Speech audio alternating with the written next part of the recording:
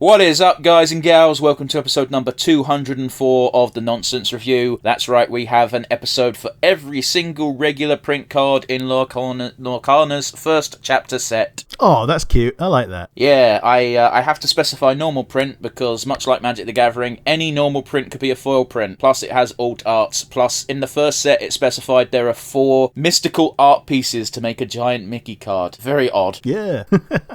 I'm your host, as always, Devon, and joining me as always is Rick. Hello, everybody. Today, we are continuing our month of mystery with something quite special. We're doing a classic Sherlock Holmes tale, specifically one I championed. Ah, yes, you did. And I was like, okay, let's do it, because I have seen none of Sherlock Holmes outside of the Robert Downey Jr. movies. Wow, that's I'm quite amazed. I'm vaguely aware, but yes, most of what I know about Sherlock Holmes is through cultural osmosis, and there's a lot of cultural osmosis because he is like the iconic detective. He's the iconic detective, and he's one of the few staples of British law. Yes. What have we got? We've got Sherlock Holmes and King Arthur, and that's about it, really. Yeah, and Blackadder. Oh, no one outside of Britain knows what Blackadder is. Yeah.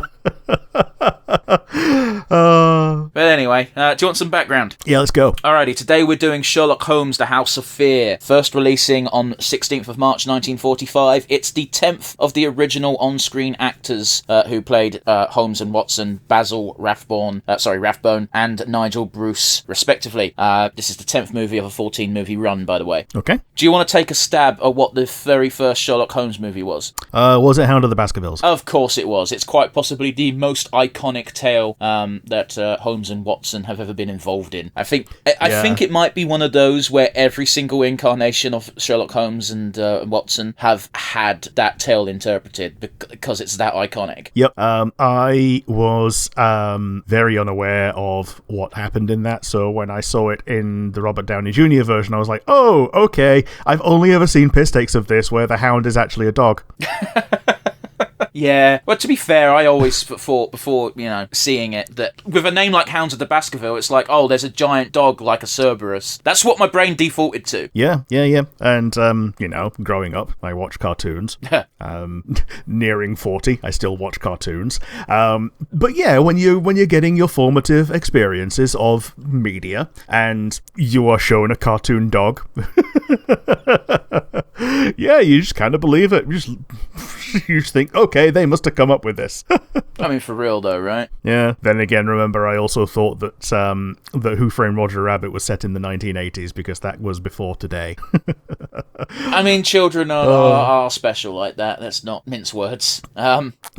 Contextualize things differently. But yes, Rathbone is, of course, the actor who managed to take up the on-screen mantle of Sherlock Holmes first. The story of why he stopped is essentially he grew tired of the role.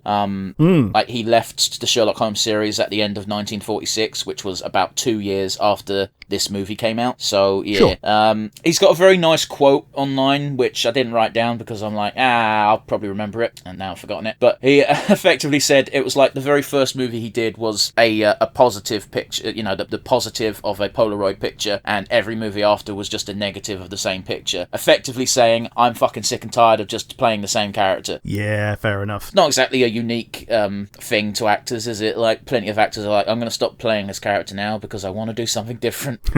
Yeah, totally.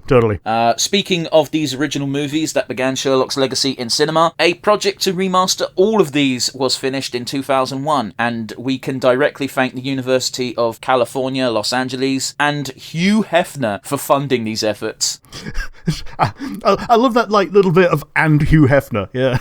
Specifically, the university and Hugh Hefner paid to restore the first 6 of these movies. Warner Brothers, to their credit, did fund the fixing of the latter 6, but yeah. Okay, cool. Yeah, thumbs up. Even weirder still is the original 2 movies of this run of movies is basically in pristine collection because it's always been owned by Fox.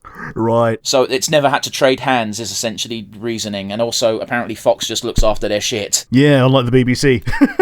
Fucking some fucker taped over classic Doctor Who episodes because they wanted to film the snooker.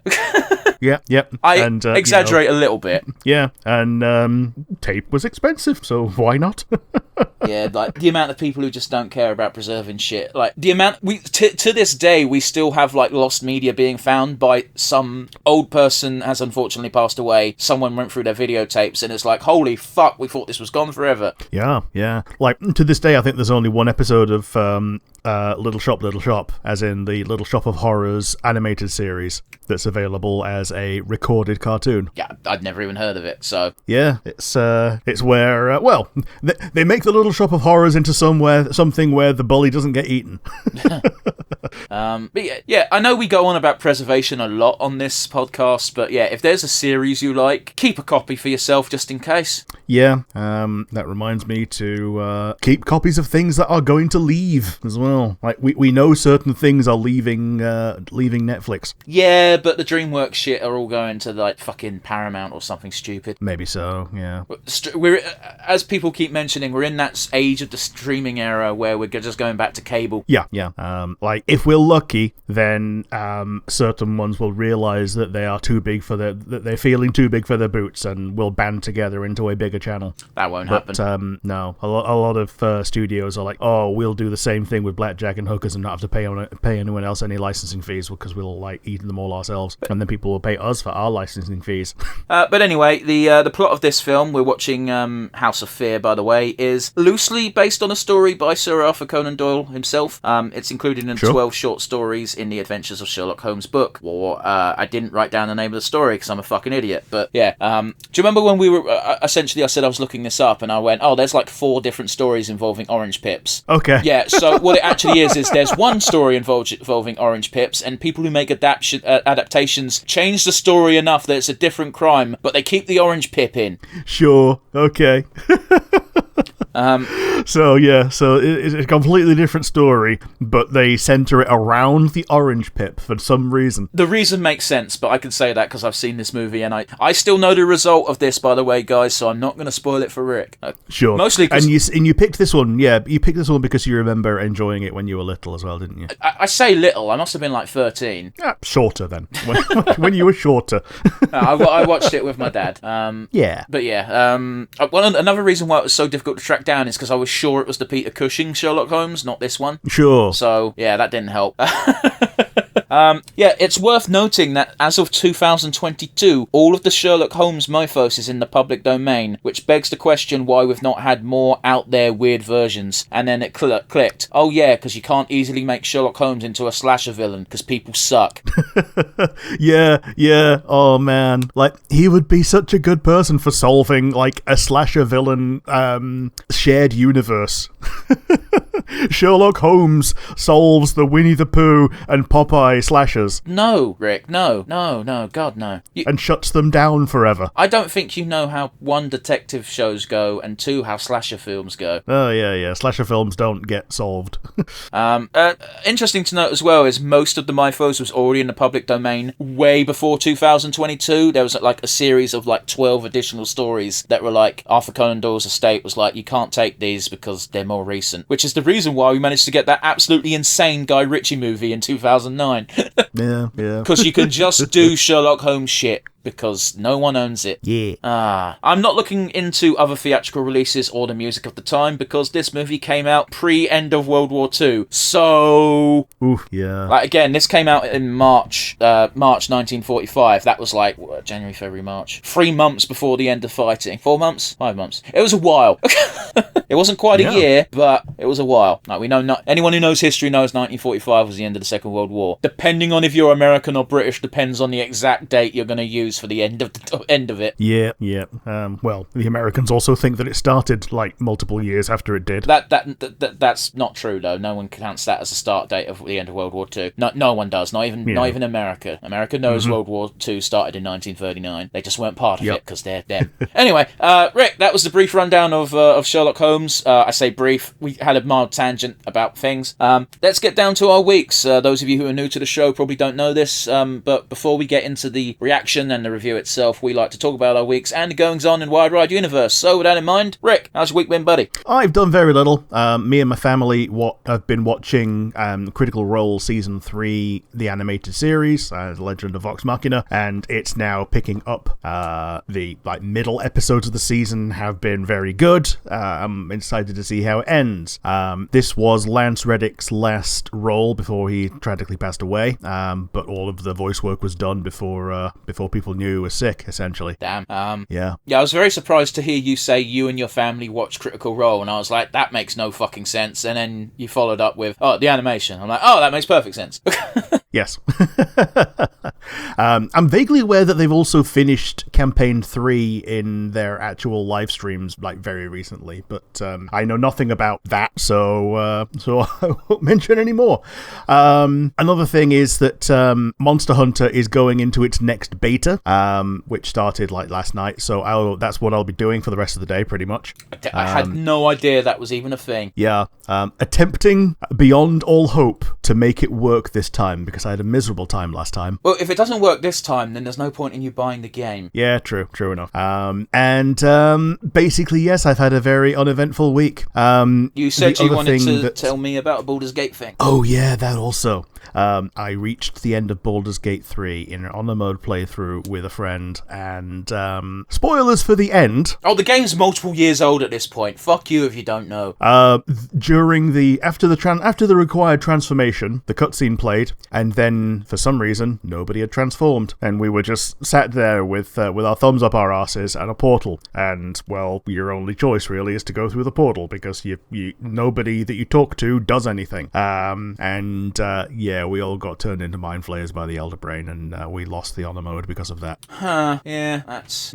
I thought the story was going to be more interesting than that, if I'm honest, right? You hyped it up. No, it was very frustrating and a very unsatisfying end to 30-40 hours of what was otherwise a series of fun times with a friend.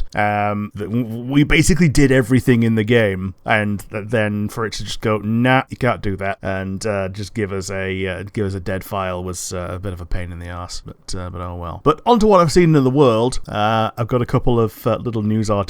According to the president of Colombia, cocaine is no worse than whiskey and will be sold like wine if it was legalized worldwide. I'm really fucking bothered by this because not too long ago I was watching Narcos, where there was narco-terrorism in Colombia because essentially Escobar wanted to keep producing and selling cocaine. And now about 50 years, Escobar died in the mid-90s, so 30 years later, and now Colombia's we're really good at making cocaine. We should be allowed to make cocaine and sell it. Now, I want to stress something, by the way. I'm not anti-drug. I don't actually care. I just think it's very weird for Colombia to suddenly take this stance. Yeah, and his stance is that if you want peace, you have to dismantle the business of drug trafficking. I agree. If it was legalized, it would be a lot easier for the world. And then he starts slinging mud at America for going, oh yeah, well, you've got a fentanyl problem now because that's easier to get than cocaine is, and it's killing Americans, and it's not made in Colombia, so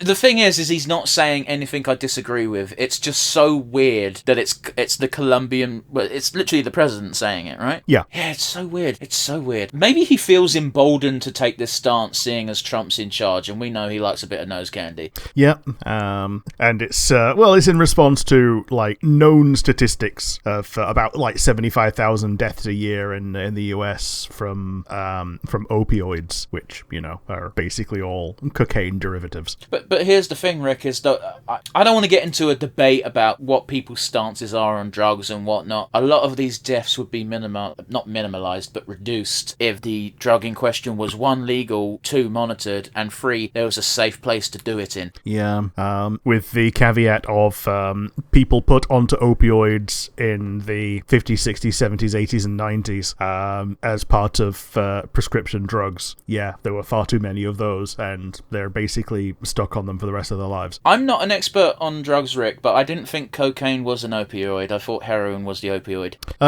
Because cocaine's... Well, fair enough. Yeah. Cocaine's made from... Oh, that's the coca leaf, yeah, and the heroin's the opium is the poppies, isn't it? Yeah. Yeah, because opium is morphine. Yeah, effectively. fair enough. It's, I'm not to take away from your point by that much, but I'm just saying I'm pretty sure cocaine isn't actually an opioid. Yeah, fair enough. I got my wires crossed in my head brain. Neither of us are drug users or drug enjoyers, therefore I don't think we can be blamed for not knowing what's what. Because one of us might... Drugs are bad. I could also be wrong in this. Drugs are bad, okay? And it's official that the Cybertruck is now 17 times more likely to explode than a Ford Pinto, which is the well-known exploding car. 17 times more, you say? Yes. Because of the fatality rate by 100,000 units is 17 times higher for fire fatalities. Yeah. Even though the Pinto has 27 reported fatalities, the Cybertruck's current 5 is bucking the trend quite a lot. Yeah. Don't buy these vehicles. Yeah. And it's just the Cybertruck. It's not like all Teslas. Yeah, because the Cybertruck's the one specifically overseen by Musk, who's like, oh yeah, it's gonna be so cool. Yeah, the wank pans. I can't do Musk's voice, but you know what? He sounds like an annoying prick. You know how he be. Yeah, like, to be honest, the last time I heard his voice was when he was in Rick and Morty as a guest voice, and that was weird. Is it weird, though? Oh, well. Because, you gotta bear in mind, this is a person who goes out to things like Rick and Morty and goes, I will pay you $200,000 if you make me seem really cool. Yeah, and then they didn't. Which was great. They made him into a loser in that episode. And he actually voiced it? Yeah, Elon Tusk. Wow, okay. He was a variant from a universe where everyone had tusks. Fair enough, then. I can't remember which one it was, but there was a space show where they're going like, oh yes, the great minds in human history. Einstein, Tesla, Musk. I bet he fucking loved that. He fucking splooged so hard that night, the fucking petty little wank pheasant. Yeah. But yeah, I've essentially run out of things to say about the universe. How about you? What have you been? Where have you seen? I rewatched Wolverine and Deadpool. It was good, wasn't it? That movie, I distinctly remember after seeing that movie, I think it was, must have been you I said it to, where I went, that was a great movie, I have no desire to see it again. But I watched it again, and I've got to be honest with you, it's still good the second time. Yeah, good shit. Because, I think part of the problem about it was that you get a lot of the first view surprise by being surprised. Like, a lot of the little blink and you miss it cameos are just things that you literally will miss and will not be able to appreciate properly on a first viewing. I can't think of any blink and you miss it cameos in that movie, because they are very much fucking looking at the camera and going, see, look what we did, with every single cameo. Oh, yeah. Like, hey, look at this. Haha. God, and that fucking Johnny Storm reveal is still one of the most fun things in Marvel cinematic history. Yeah, where people are like, hey, is this Captain America? And he's like, no, flame on. Like, he's gonna say it. He's gonna say the line. Wolverine just being like, what fucking line? And here's something that I didn't notice on my initial viewing. Deadpool fucking twangs his sword that's still in Wolverine's chest, and Wolverine just goes, fuck, as you're focusing on Deadpool and Chris Evans, because, why would you pay attention to that bit? And it's so funny. Excellente. Yeah, that was great. I still have such a fucking boner for female Charles Xavier. Yeah. Don't cheer that. Cassandra Nova, is it? Yeah, but damn. Oh, damn. I don't know what it is, but she made me go all gooey. Yeah. And of course, that giant Deadpool scene is easier to appreciate, because it's like, fuck, they really did not hold anything back for fan service in this. Yeah. And yeah, I really want to point out as well that the fucking fight scenes hold up. They are excellent. Yeah, including Nolan North as Headpool. Yeah, Nolan North as Headpool. But again, I was talking about the fight scenes. Yeah, fair enough. Yeah. I'm going to assume I cut out, and that's why you were still talking about the cameos. Yeah, fair enough. This is what Rick does when I cut out. He just tries to play it off, but it never works. No, it never does. does. The other thing I did is I watched the entirety of the Orville season 1. Ah, okay. Did you enjoy it? Yeah, it's really good. It's very clearly... It's really weird, because it's marked as a parody, and clearly it's trying to parody Star Trek. But it's not even a parody, it's just... It feels like you're watching Star Trek, but a different ship. Yeah, just a different ship that is, they start filming things that are a little bit more farcical, and they behave a little bit more farcically, but in general, it doesn't feel too different to if they made a new series today that happened to be a little bit less serious, like Lower Decks. Yeah, to a degree. I think the biggest problem with the Orville is the fact that Seth MacFarlane is in it, and he's playing the Seth MacFarlane character, but I kind of don't care. Yeah, because, once you get over that a little bit, it's not as bad, you know? Yeah, because for all intents and purposes, he feels... The first 2 episodes are probably the worst offenders, where it's like, I'm just watching Seth MacFarlane right now. And then once it gets to episode 3, it's like, oh no, he's not. He's playing a space fleet captain. Yeah. As soon as he gets a lot of it out of his system, he does pick up quite a lot more. And there's still jokes and gags that just have his fingerprints all over it, but it's fine, because at the end of the day, it is meant to be a comedy series. Yeah. I think it's the second episode that really had me cackling, because the not Worf character, Bortus, it's revealed that their race is all men, and he's laid an egg. Yeah, yes, I've seen that episode, definitely. Okay, it's I have laid an egg. It's literally episode 2, and there's a point where the very strong, I've forgotten her name, I think it's Amira or something like that, she just bursts into his room, and he's just sat bollock naked on a little nest, and he's just like, why?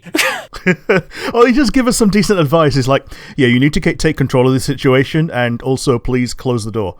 He doesn't even say close the door. He's literally just like, I can't leave my egg, so you have to deal with this. Yeah, and she does. She does, but it's not great. Yeah.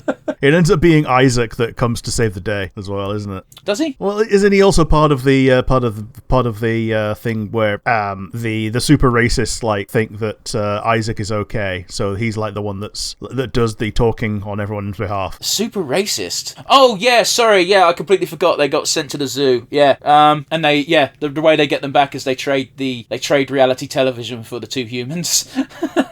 Yeah, because that really is a zoo. And it's their most popular exhibit. Yeah. The lady in question gets a lot of shit because she's ready to abandon the captain and the second in command, because Starfleet told her to, and everyone's like, dude, if the shoe was on the other foot, they'd ignore that fucking order. Yeah, totally. It's a great show. It really is. I can't sing its praises enough. I can't wait to watch season 2. Apparently it's all the way up to season 3 as well, which is a lot more Orville than I thought existed. Yeah. So season 3 came out while we were... Well, okay, a lot of things came out while we were recording, but it was something that I was vaguely aware of. I think season 2 might be Norm Macdonald's last performance as well. Yeah, for the Orville anyway. Yeah. He played... I love the story. It's so funny, because you can see the 2 being interviewed separately about how Norm Macdonald got that role, and Seth MacFarlane just says, yeah, so I asked Norm if he'd be willing to play a giant fat sack of slime, and Norm just said yeah. Yeah. Good old Yaffet. He's great. And he's gross towards one character, so it's tolerable. Yeah. If he was gross towards everybody, it'd be awful. Yeah, and also something happens in the series where that then also stops after that point. Sure. Yeah. But anyway, I digress. I could sing its praises all day long. I probably won't bring up when I've watched season 2 and 3, because it's just going to be me saying, yeah, shit's good again. Yeah, sweet. So with that said, do you want some news? Well, let's go. Alrighty, Rick. Musk is feuding with, just let me double check my notes here, Reddit, because he's a punk bitch with no friends. Ah, yes. So I've seen that a bunch of subreddits have started banning explicit Twitter links. Like, you can still post screenshots of things on Twitter, but if you post the link, then you get shadow banned. You don't get reprimanded, but your post is kind of shadow banned. It just doesn't get promoted. Yeah, so Elon Musk is such a weird human, if you can even call him that. And this is all in response to the very cool and very legal Roman salute that he did. I mean, that certainly triggered it, but these feelings have been brewing for a while. Oh, totally. That was the straw that broke the camel's back. Yeah. I mean, bear in mind, Musk's such a fucking sensitive, thin-skinned individual. Can you tell we don't post on Twitter anymore, by the way? Yeah. Yeah. Come find us on Blue Sky. Yeah, such a thin-skinned individual that he's also at the moment suing like 4 different companies because they're not advertising on Twitter, which worked that one fucking out. Yeah. Like, Oh man, like I think the idea is that he perceives income that he expected as lost income.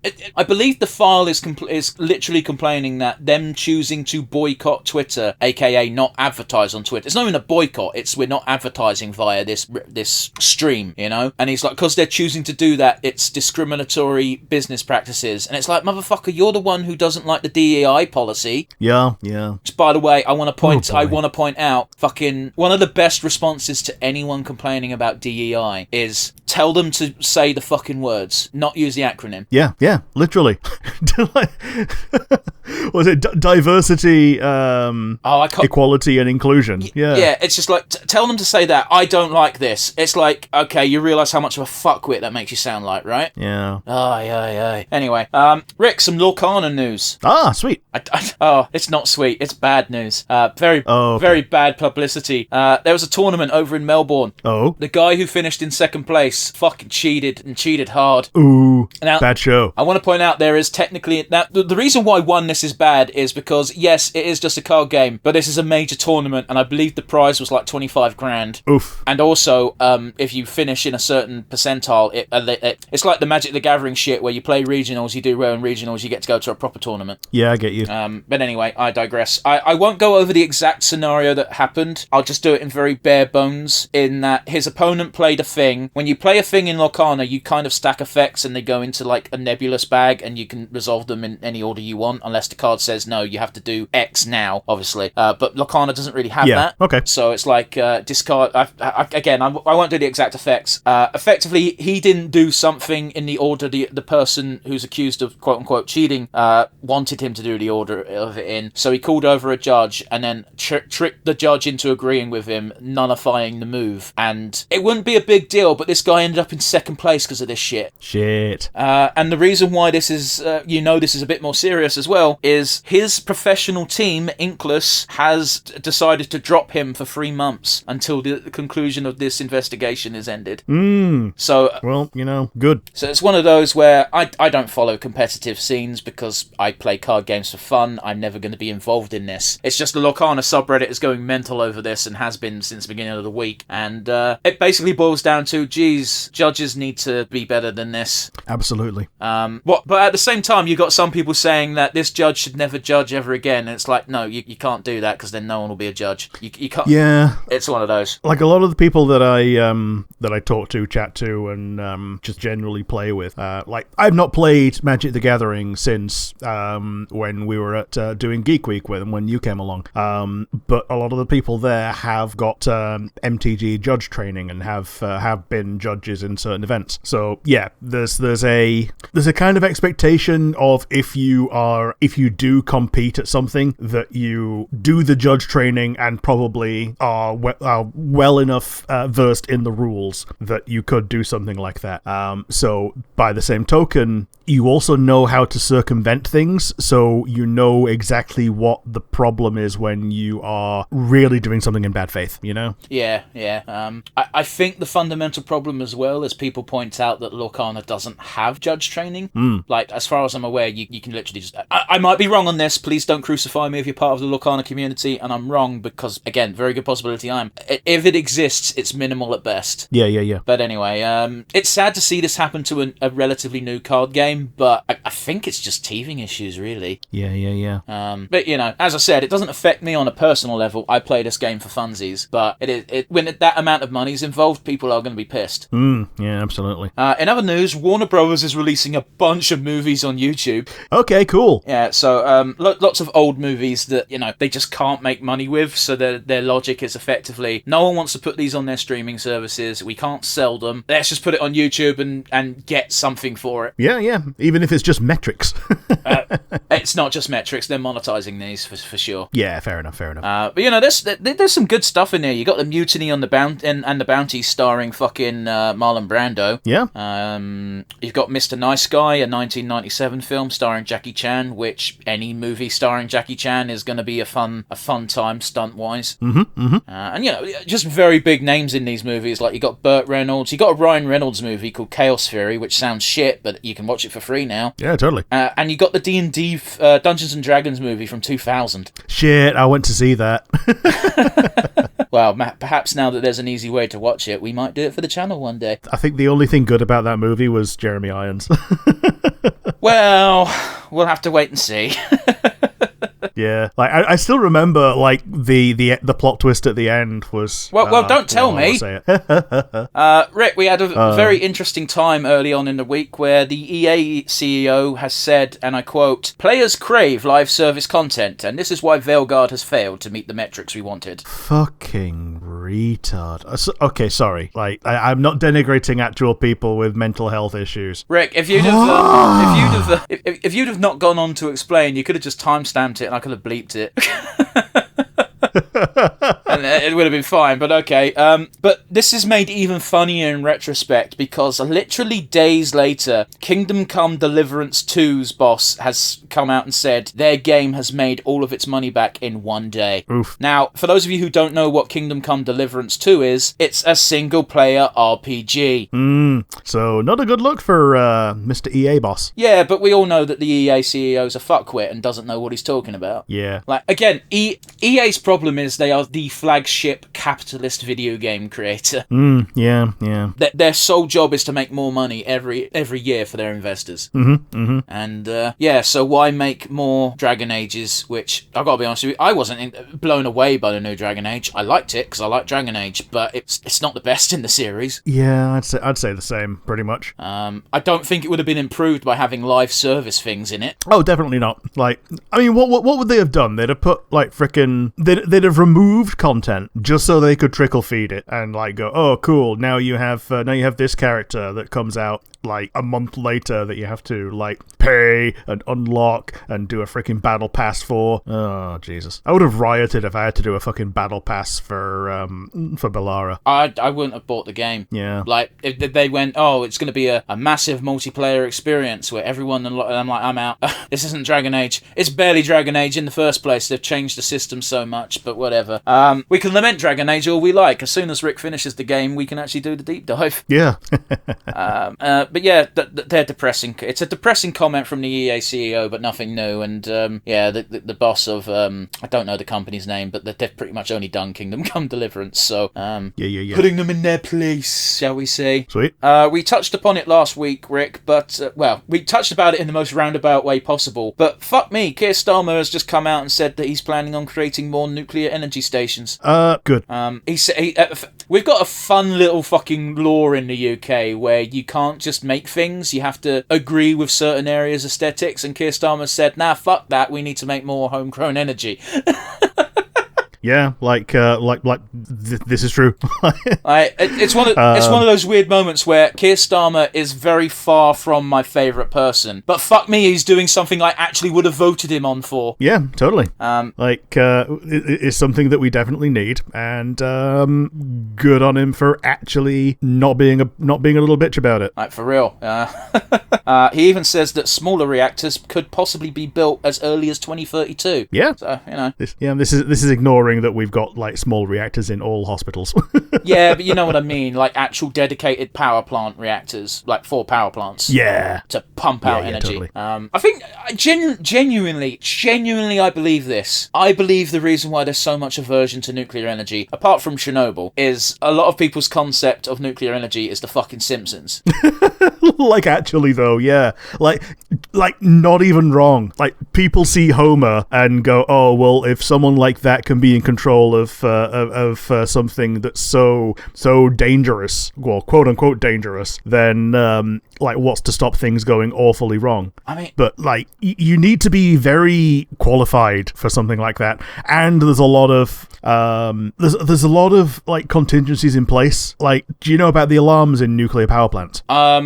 I only know about the alarms in one specific one in America, so please do tell. Yeah, the general idea is that the alarm, it might be just that one specific one, but I think they also did it at Sellafield and other ones in general, where the alarm is always going. So when something fails and it stops, that's when the people working there notice. That's not even what I was thinking of. That's wild. Yeah, so it's like a white noise, like irritating beep alarm that you just kind of get used to and like internalize pretty quickly. But as soon as it's gone, you notice immediately that something is incredibly wrong, and that's when things need to happen to stop loss of life. Yeah, it's like that primal instinct. Most people do have this, where everything, you can hear the birds singing, you can hear trees rustling and whatnot, and all of a sudden all the birds stop, and you're like, fuck, something dangerous is close to me. Yes. Don't know what and I don't know where, but there's only one reason why birds shut the fuck up. Yeah. Meanwhile, if a squirrel is screaming and it's not at you, then there's something worse. Oh, jeez.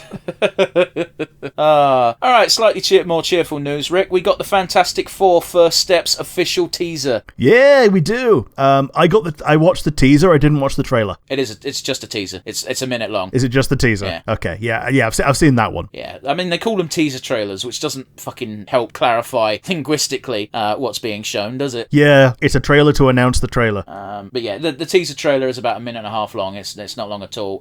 Fuck, am I excited for this movie. It looks good. It's what I want. I didn't think Pedro Pascal would look like a good Mr. Fantastic. I was confident he could act like a good Mr. Fantastic, but fuck, he actually looks like a Reed Richards. Yeah. I really hope this movie does. Sorry, I've just got to cut myself off. The Thing looks so fucking good. Yeah.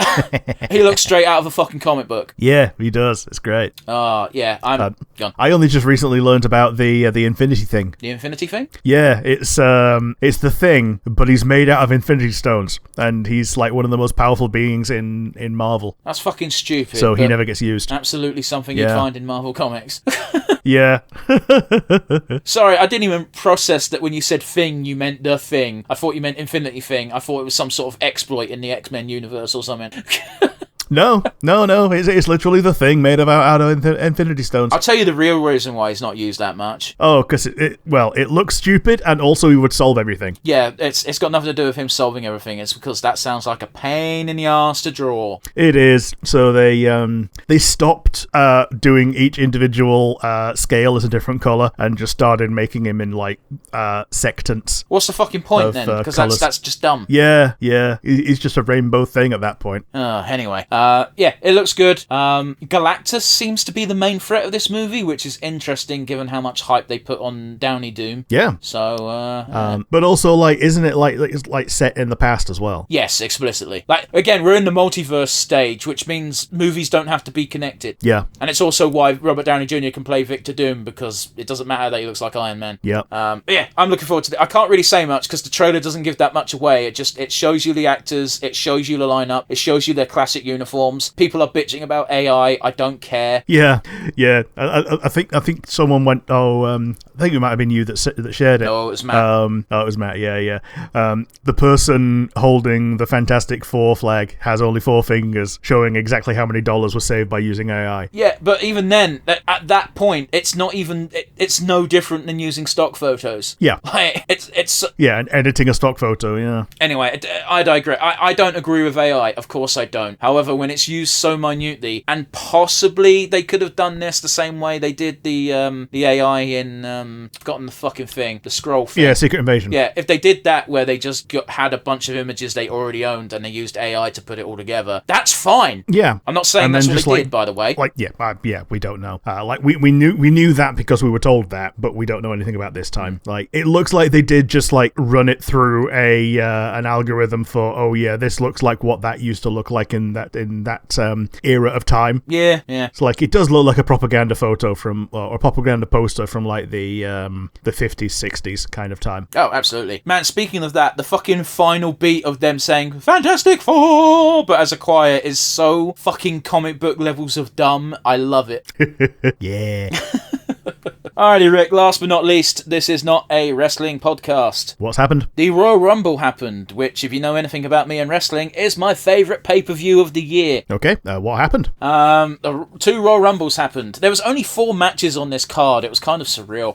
The Women's Royal Rumble was won by Charlotte Flair, which, I'm not a big fan of Charlotte Flair. I'm glad she's back from her injury, but I don't think she should be catapulted straight into fucking WrestleMania title spot. Sure. But oh well. And also we got Alexa Bliss back. She's been out of action for like 2 years, it feels like. So I'm glad to see her back. If you don't know who Alexa Bliss is, Rick, if you look her up, she looks like Harley Quinn. Okay. Yeah. And she had a very touching tribute to Bray Wyatt. She had the Fiend written on the back of her jacket, but like Sharpied in was an R and an N, so it said friend and friends forever instead of Fiend. It was very sweet, very touching. She hasn't missed a fucking beat. That is cute. Okay. She can still fucking go, which is good for her. I wish the commentators didn't talk about dirt sheets when she came out, because that felt fucking weird, but whatever. Yeah. Apparently there's a bunch of talk online in internet communities of whether or not Alexa Bliss was going to re-sign with the company, which I only found out because I went, that's a weird thing to say on the Rumble when someone makes a big return. So I looked it up.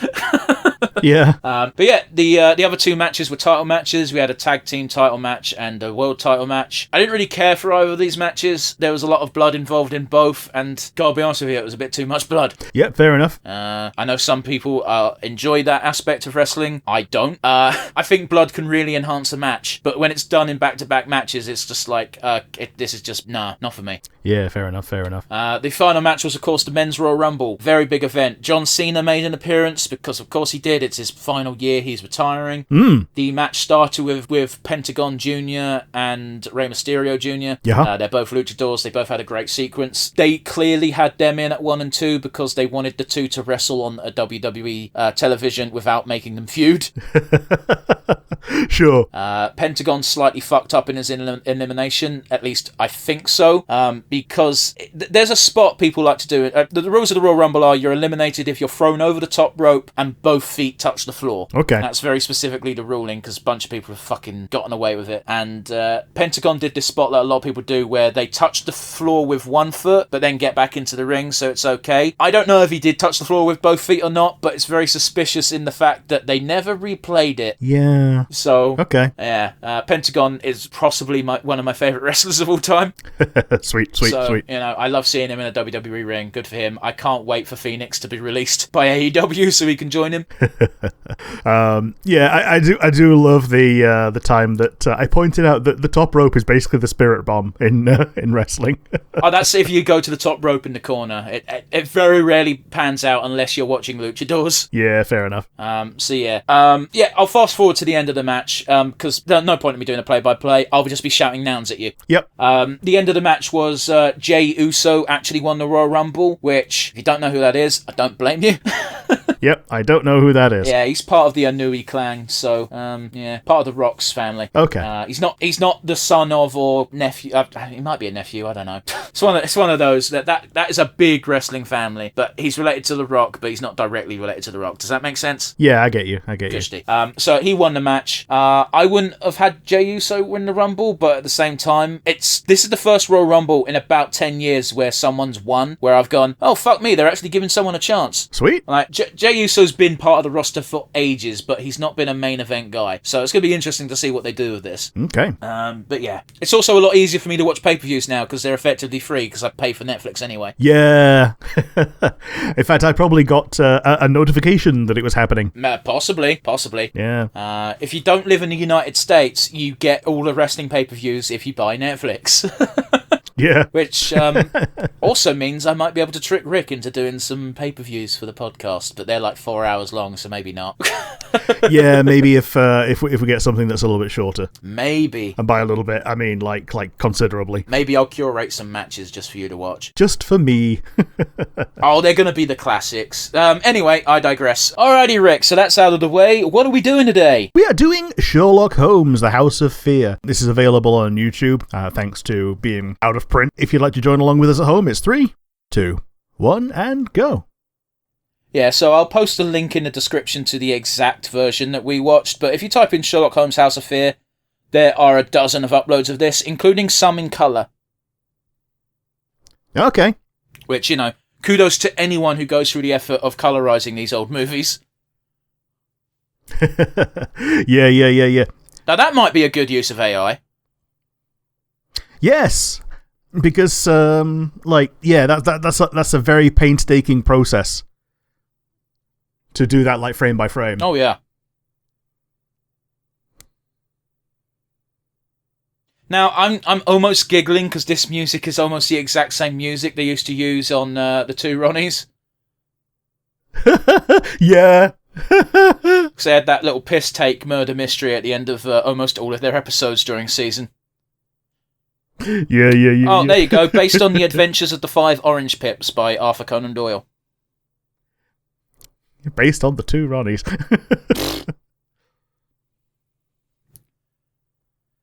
Yeah, effectively, going back to the Hugh Hefner thing, what I read was Hugh Hefner was such a big fan of these Sherlock Holmes movies, he was glad to give money to have them restored. That's cute. This is an interesting way of introducing the film, because obviously almost every Sherlock Holmes story is from the point of view of Dr. Watson's journal. Yeah, okay.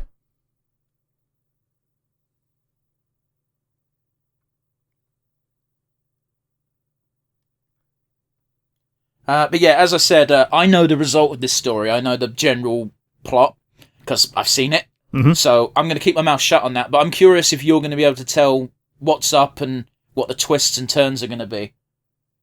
Okay. Well, something to do, innit? Yeah. At least when we got some information. Of course.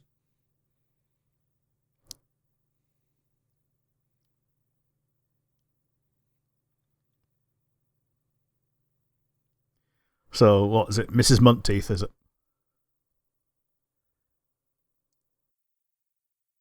She didn't have a name, they just called her the housekeeper. Okay.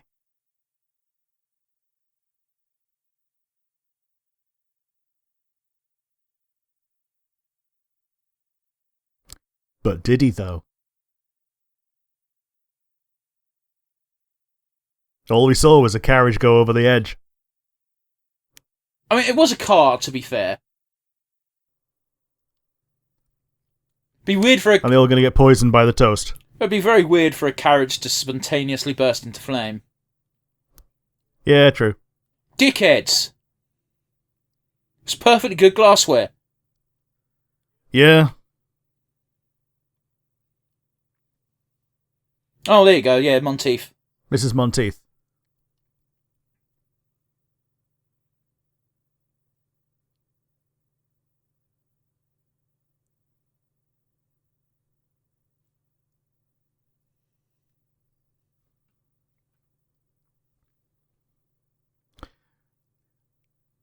So she's letting people know that they're about to die. But she's just delivering the mail.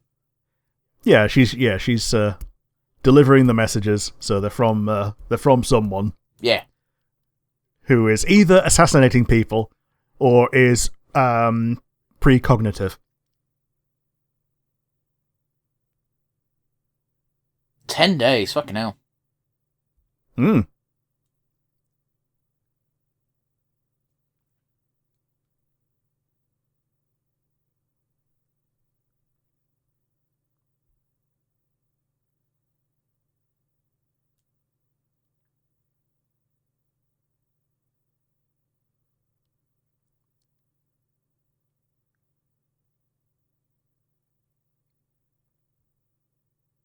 It's a fucking boys' club.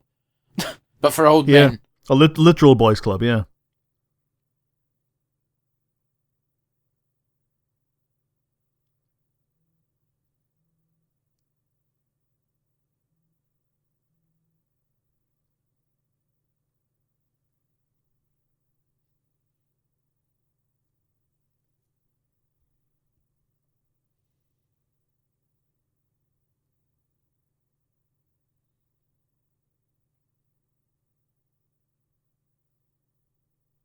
By the by, we did just get our first elementary dear Watson.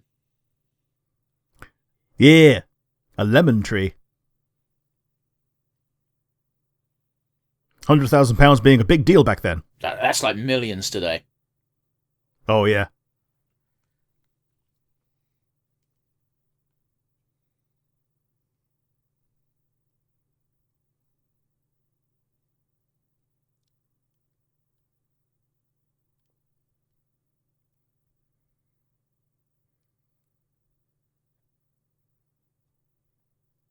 Fuck me, Rick, 5.5 million. That's a lot of money. Yeah, in 1945, yeah. No, it's the equivalent of 5.5 million today. Like, that's... Yeah. Whew.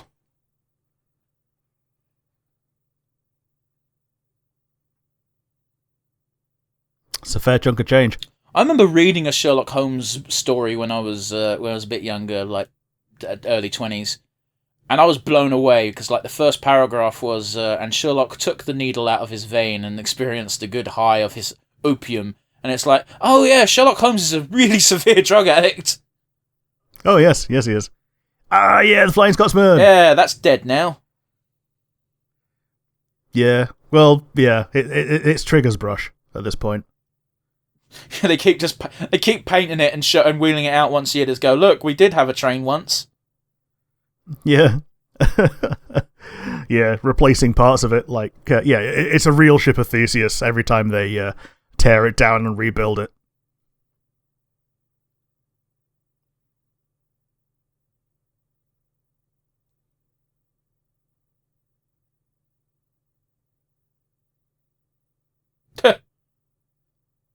That's saying something, because Watson's a doctor. He is, yeah. I believe he was like literally a military doctor, wasn't he, before he met Holmes? Okay. I keep asking you for clarifications, forgetting that you've never watched or read a Sherlock Holmes story. Yeah, like, I'm vaguely aware that Watson is one of these weird characters where he's a very educated and smart man, but his role is to ask the correct questions to get Holmes to clarify what he's thinking. Well, again, he's effectively the POV in the books, because it's all him documenting the cases. Sure. I'm not an authority on Sherlock Holmes. If I say anything wrong, I want to stress I'm sorry. But I believe Watson was played by fucking Jude Law in those Robert Downey Jr. movies. Might have been, yeah.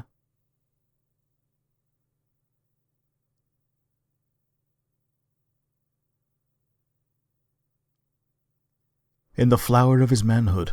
Yeah, it's an odd turn of phrase, isn't it?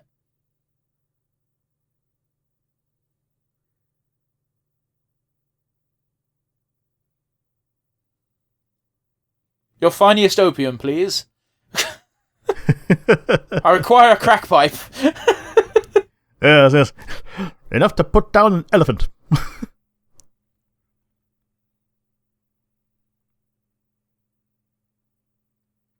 The auto captions went Santa gentleman.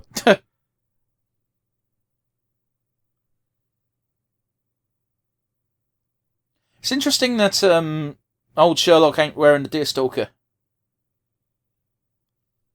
Yeah, the good old, like, they're actually going out to shoot grouse, but he's not wearing the deerstalker. Like, they're in Scotland, so I guess it's a bit colder than London, but still. Yeah, fair enough. Oh, apparently while looking up shit, that exact shot of that exact house was used in a prior Sherlock Holmes film too. Sure. So they're just like, fuck it, this is good enough for an old fuck's manor. Yeah, we'll just put a house on a peninsula, and there we go. Yeah.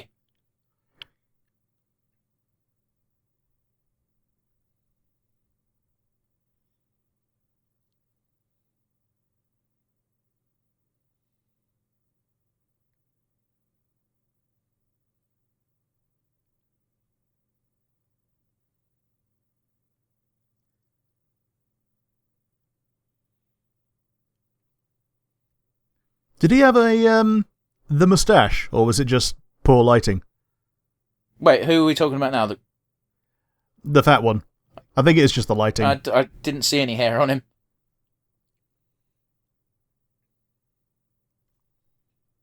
Yeah, it was just the lighting.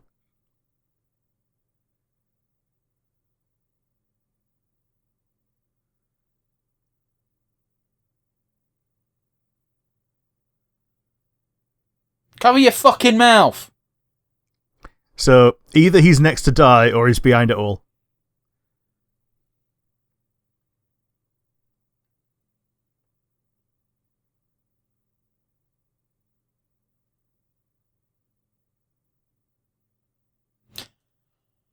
Yeah, it's so close to the iconic Sherlock look, if only it weren't for the fucking hat.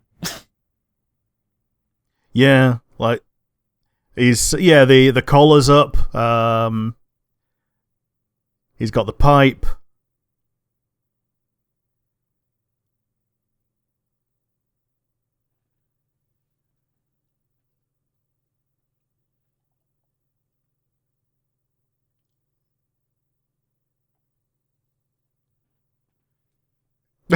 Didn't taking Watson's drink. Well, he is Scottish, isn't he? And he's being paid for his story. That's true. In drink.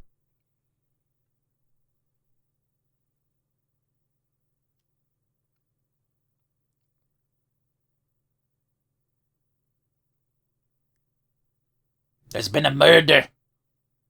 Yep.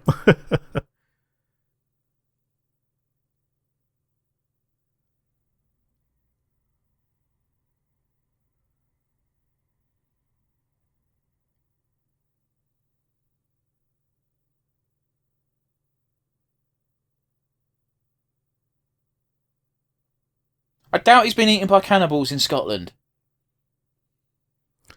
Huh. It's not impossible, I suppose, but you think it'd be harder to get away with. Yeah, seeing as there's, fewer people and, like, a little bit better monitored.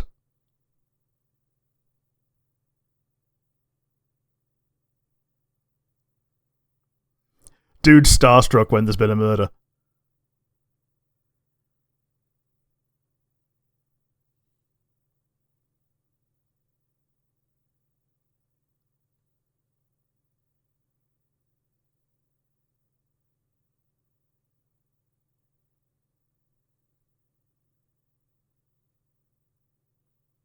Ah, okay, so the story was worthwhile.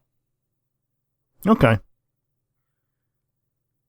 Look, we're British, No man but goes even we home to his struggle grave. with the Scottish accent, man. Yeah. So if no man goes whole to his grave, then something needs to be missing from the body. Like the epidermis. Yes. Hey Bart, your epidermis is showing. Now you see, epidermis means your hair. It's just layer on layer with that joke. Yeah. For those of you who don't know, epidermis is actually a layer of your skin, not your hair. Yes, it's the outer layer of your skin. So, Nelson is correct in that technically it is true. However, he is not correct in that it is not his hair. However, his hair was also showing.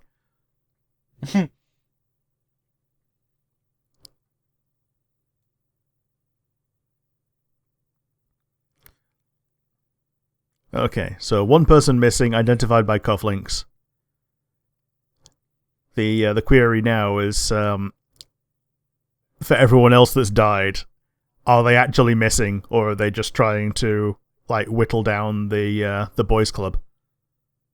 Okay.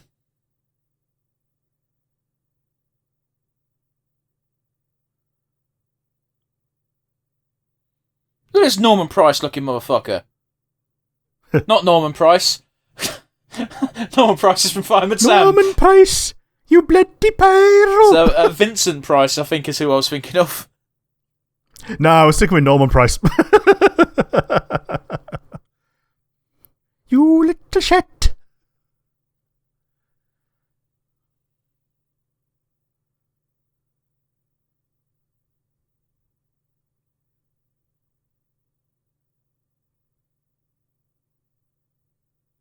Every woman's sacred hiding spot, her tits. The boobs. I find the most erotic part of the female, the boobie. Yeah. That's a Zach Brannigan quote, by the way, because it's always a funny one to bring up. Oh, it's not even Zach Brannigan saying it, is it? It's Kiff quoting him. He gets a slap I from don't even know. He gets Zach Brannigan's little book of flirtation quotes when he's courting Amy. Yeah, it's just, I find the most erotic part of a woman to be the boobies. Lieutenant Croker, as he gets slapped in the cheek.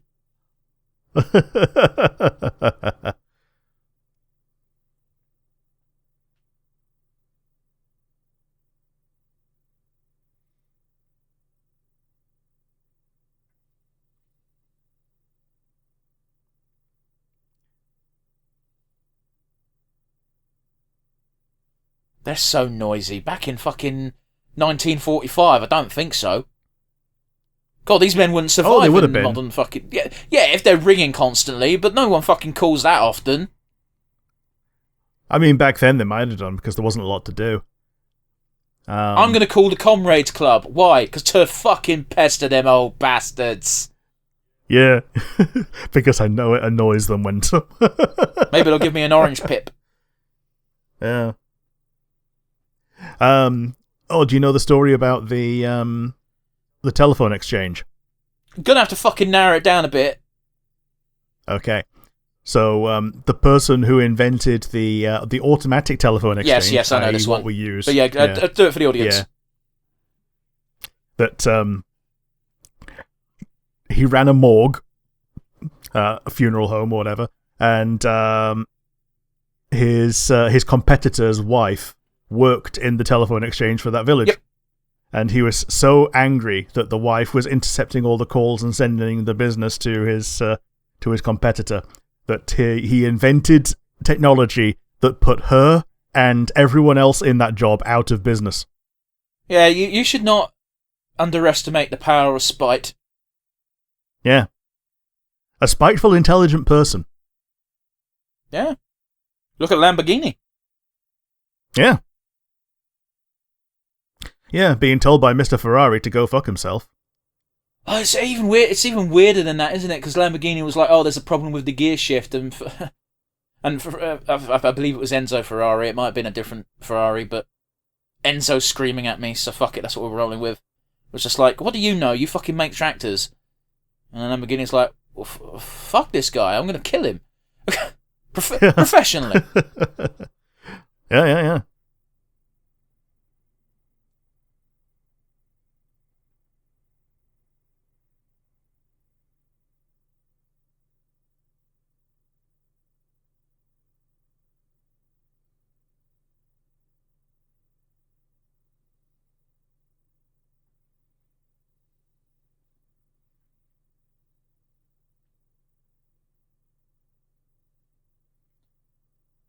It's a very good. It's a very good take to have when you first start a case. It's like, I don't suspect anyone and everyone.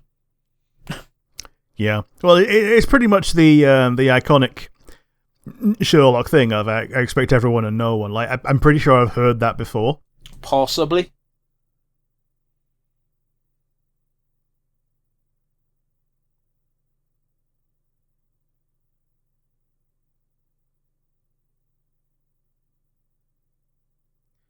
Is he going to find a... Murder as a fine art. That's fucking suspicious. Oh, and just a bunch of murder books. Oh, yeah, I wish I knew Watson was I wish I knew what's in on the captions.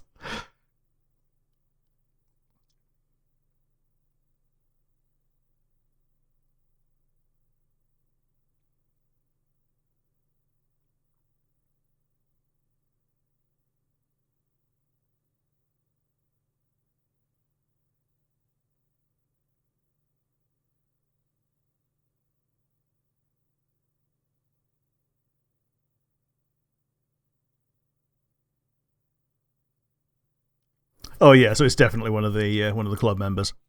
Yeah. And then will it all fall to Mrs. Moncrief when they're all dead? I'm very, very sorry, but the captions just went Alan Carr. Alan.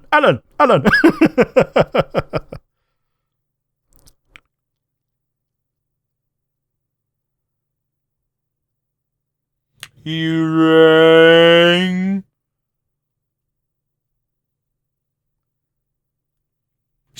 Come on, she did look a bit lurchy for a second there.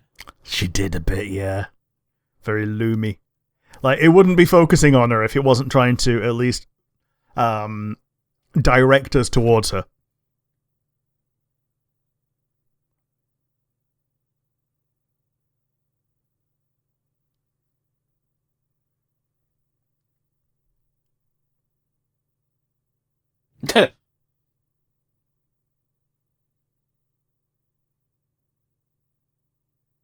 The fuck do these guys do all bloody day? Nothing, apparently. They just sit around and fucking shit talk each other. Oh yeah, so back in the day, tattoos were a rarity, and this guy being a former ship captain, it makes sense that he'd have some. Hmm.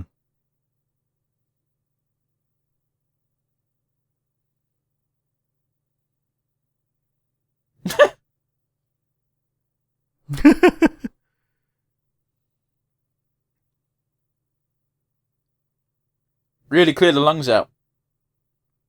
Hmm.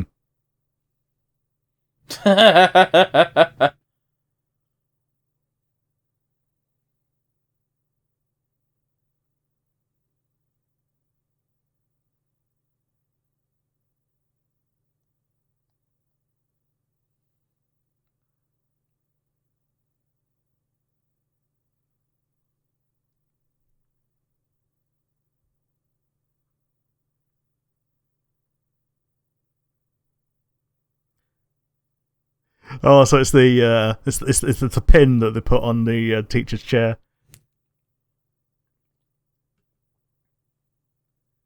Might be coated in a lethal poison, perhaps. Yes.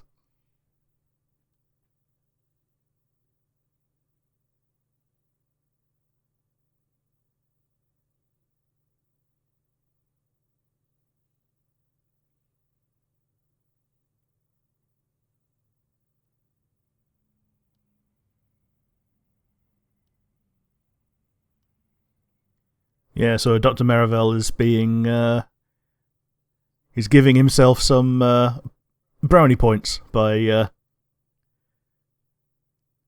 otherwise incriminating himself if it was that obvious. Mm.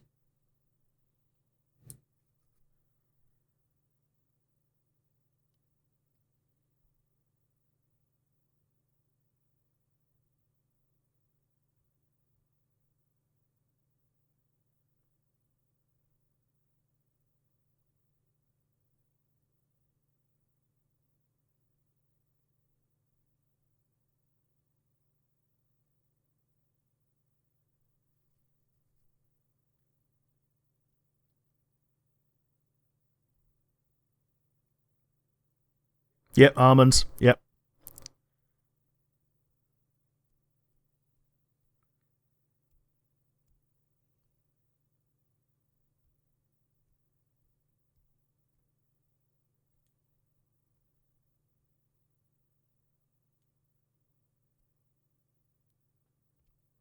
So he might be the one that poisoned his own drink. Man, your brain's going all fucky, isn't it, Rick? Yeah. This is a good fucking mystery movie. Yeah. Like, poison your own drink while a detective is in attendance to divert away from yourself.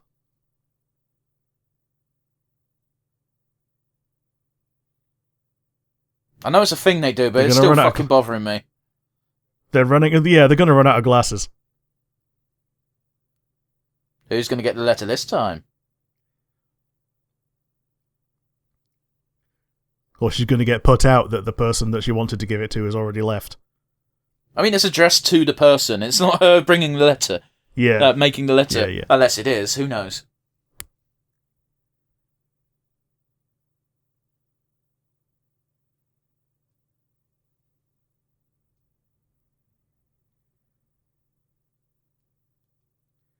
So that's 4. Because there's 4 of them left. Yeah.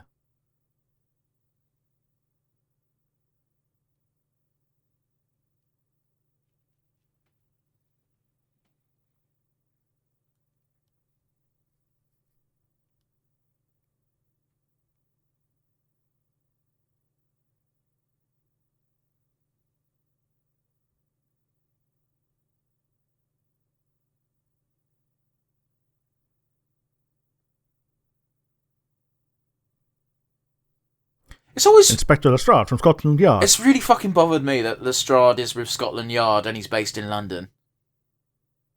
Yeah.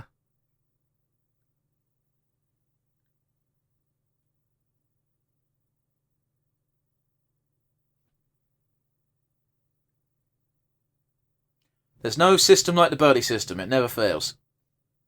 How could the buddy system fail?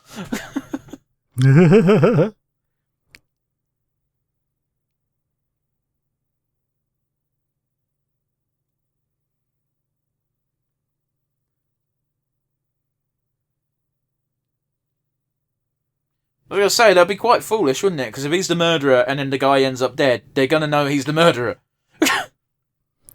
Unless someone, like, breaks into the room, murders him, and then leaves leaves Merrivale there to, like, pick up the strays. Yeah, but again, that's incredibly unlikely, isn't it? Yeah. Yeah, this is not the era of ninjas in Britain. You're going to want to pay attention here, Rick.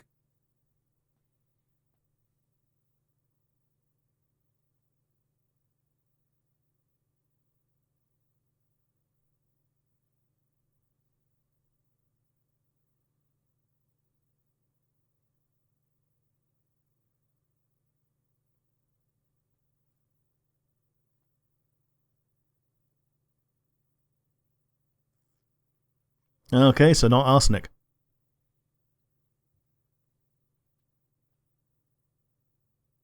Oh, okay.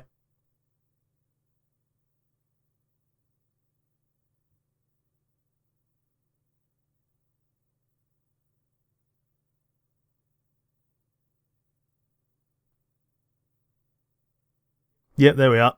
Yep. Averting suspicion.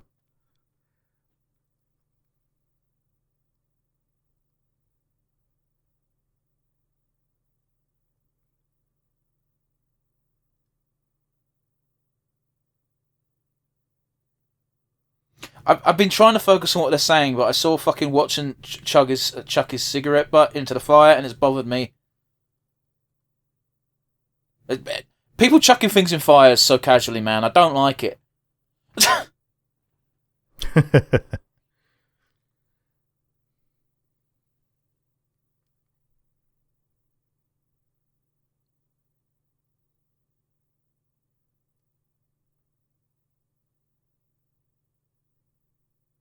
Just blow straight in Watson's face like a dick.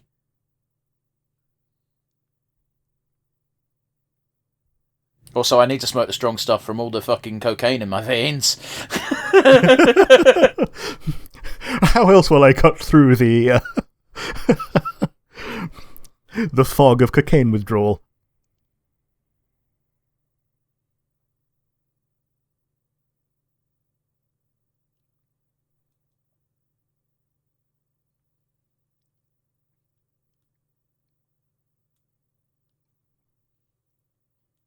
There's a man in the garden.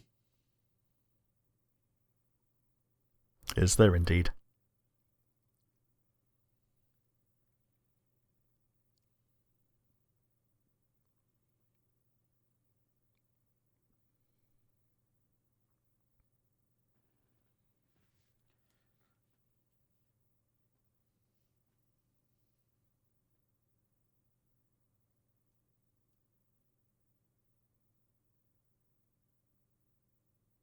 I get what he's doing, but boy is that creepy, right? It is, yeah.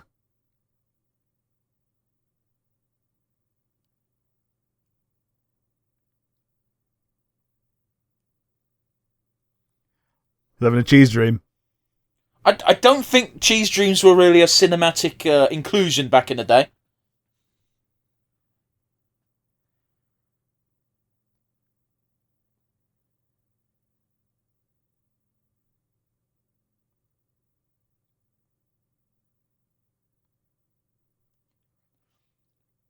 I distinctly remember a great bit with Lestrade in the Robert Downey Jr. movies.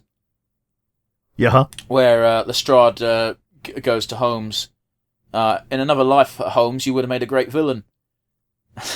And Holmes just goes, in another life, Lestrade, you made a great policeman. Yep. It's such a good fucking exchange.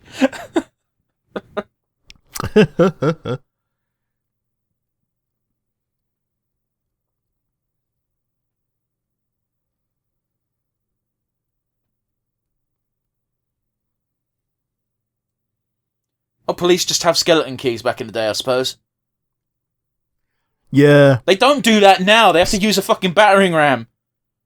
Yeah, so apparently skeleton keys were not even a thing. Oh, no shit. Yeah.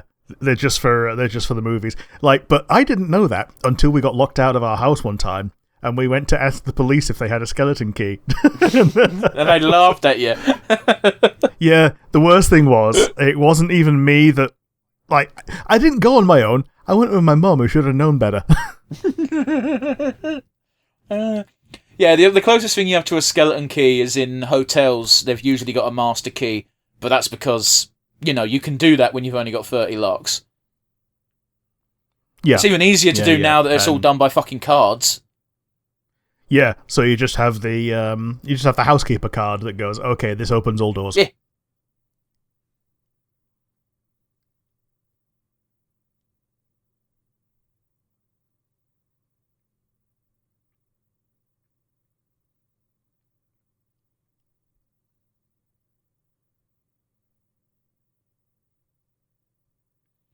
And what seafaring men do we know? Yeah. So is it the drunk at the bar? No, literally the captain who's part of this group. Yeah, fair enough.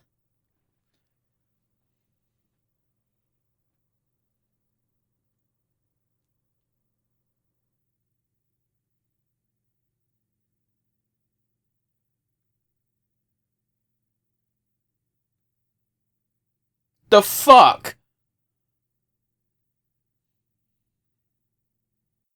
Why?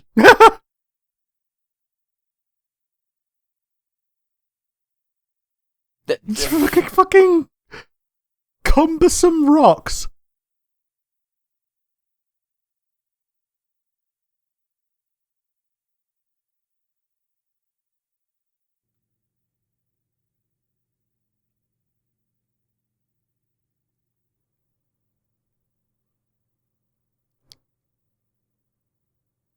Smoking it like a cigar.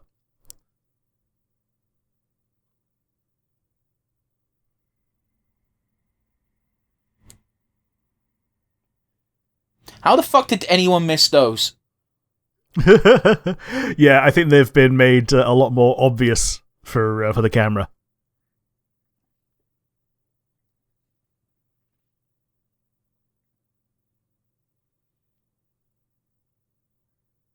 That's not fucking weird or suspicious. Mm.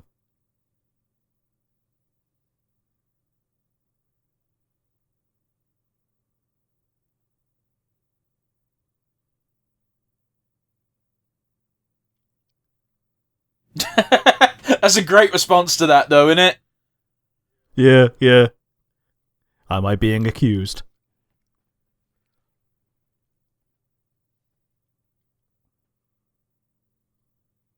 So shoe prints at crimes are really interesting, because they tell you so much more than just what the shoe the chap was wearing. Yeah, they tell you the speed they were going, whether or not they were carrying. Well, as I was saying now, how much more they were carrying than their normal weight. Yeah, you can tell their gait, you can tell they got a limp or a dodgy way of walking, etc. That's why the sand people walk in single file. Yeah, to hide their numbers.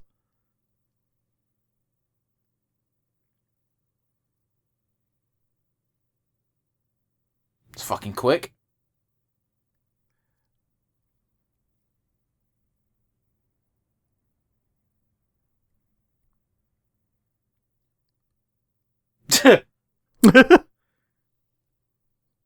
Why did they even invite him? Yeah. Just to confuse him? Yeah. Just to make Watson look good.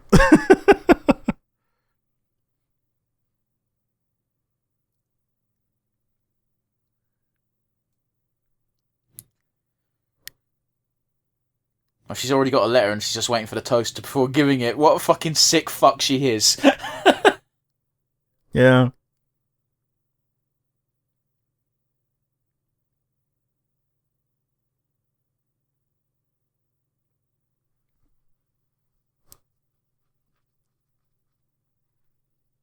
Just feeling inside for how many of them there are. I mean, we all know how many there's going to be, Rick, if you've been paying attention. Yeah.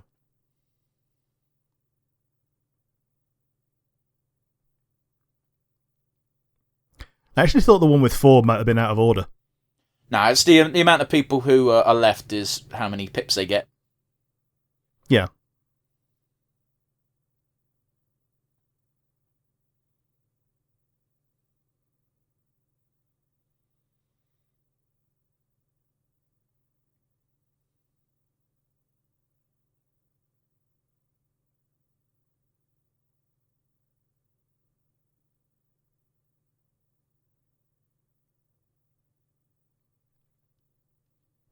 Yeah, so I'm thinking that Mrs. Monteith is going to be the beneficiary if all of them are dead. Okay. I can neither confirm nor deny your suspicions because I know the answer. Yeah, true. So I appreciate you speculating during the movie, though. It's one of the fun things of murder mysteries, especially when you're watching with the same amount of information as the person you're watching with. Yeah. I used to enjoy my mum's method of deducing who did the crime. In that every time a new character was introduced, she would shout at the screen, "He did it!" And it totally didn't get annoying at all. Yeah. Every new character is very definitely the person who did it. Yeah. It was funny the first time. It's one of those sorts of jokes, you know what I mean? Yeah.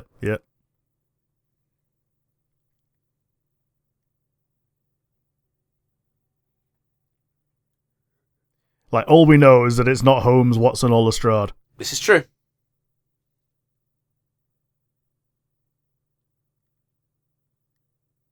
Okay, so the subtitles just then, alright, the rooms. I do believe that these captions are auto-generated, so they're not going to be perfect. Yeah.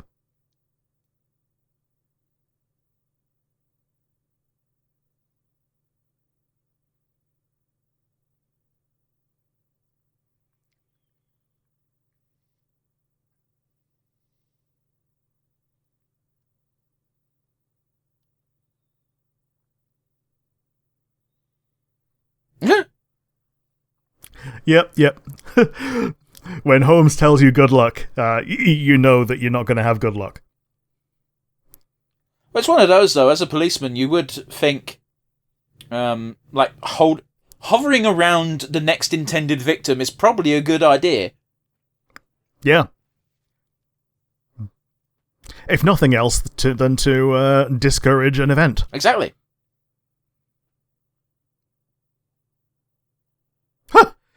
He stopped to light his pipe.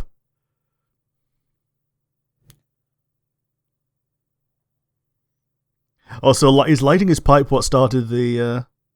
No, because this isn't next to the place. Sure.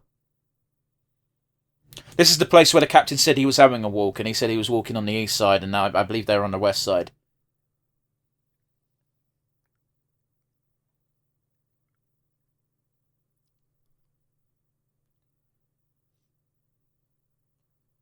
Not quite as cool as when Aragorn does it, is it? No. Some fucker tried to kill me! With a fiberglass rock! Fuck you! Would it have been fiberglass back in 1945? Probably.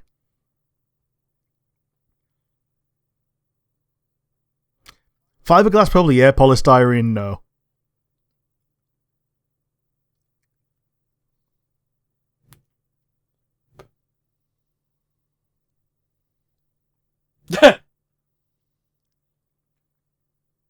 Lestrade is almost laughably... It's so funny, because he's competent as far as police go, but when next to Sherlock Holmes and Watson, he's played as a boob. Yep. He's like Dick Gumshoe, isn't he? Gumshoe Like is a when fucking you, idiot, though. Yeah, but when he's not compared to anyone else, he's apparently not as bad.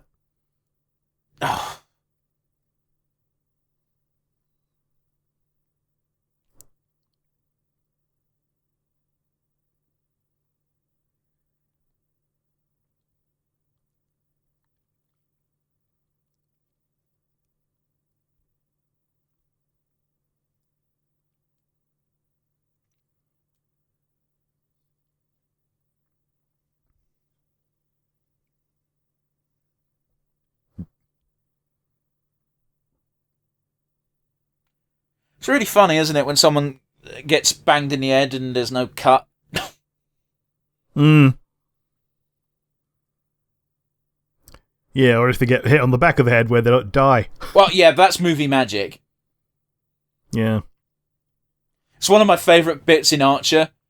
Anytime someone gets knocked out, they'll be like, "How long was I out for?" And it's like a minute and a half, and they're like, "Ooh, that is not good."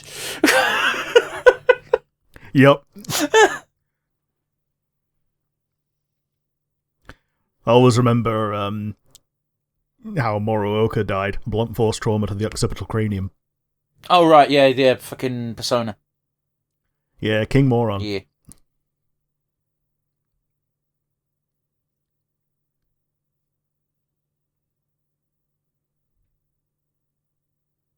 What an odd thing to say. Yeah. That's one of my favourite reactions from The Simpsons lately, has become a bit of a meme of just Bart Simpson going, "What an odd thing to say." Yeah. It's interesting they're bringing up Moriarty. Yeah, so I played a Sherlock Holmes kind of like board game mystery in a box thing, and the cooldown debriefing was that Moriarty was behind it all. I'm like, fuck off. Well, it's one of those annoying things where it's not hinted at in any way. Yeah, it's one of those where like a lot of mythoses focus on Moriarty because, hey, guess what? Moriarty fucking killed Sherlock Holmes. That's how the story goes. Yeah. He only didn't kill him because Arthur Conan Doyle got sick of writing Sherlock Holmes, much like Rathbone got sick of playing him, so he killed off Sherlock Holmes.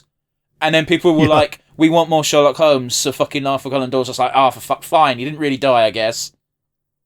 Yeah. It's only mostly dead. Yeah.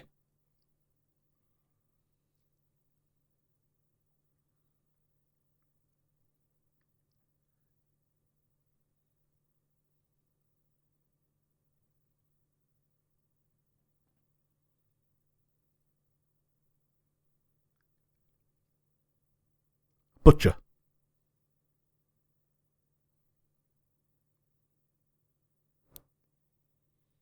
You didn't think that was an important detail to include in your report, sir? Yeah.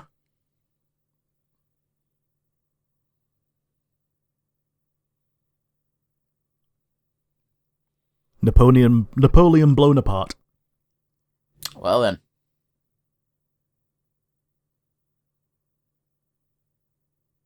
I swear to fuck, if she gives it to the bald bloke...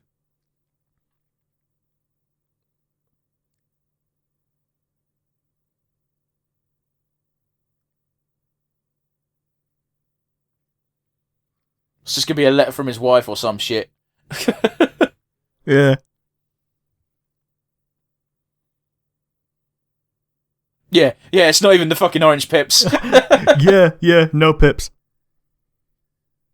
College grips. Yeah, I saw that too.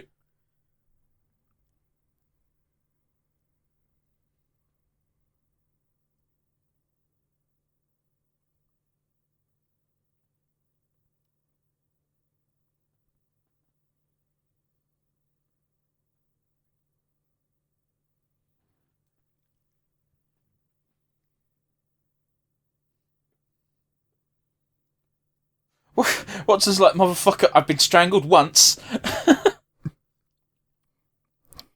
To his credit, he was sleeping. It was nighttime. If I woke up and was being actively strangled, I would never sleep in that location again. Oh, yeah.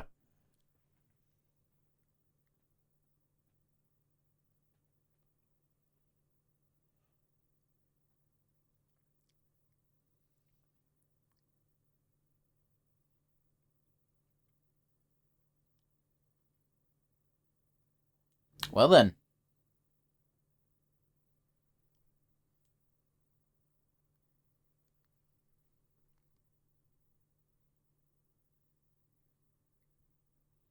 Got to give it to that one policeman. He does look like he's Scottish. Does that make sense?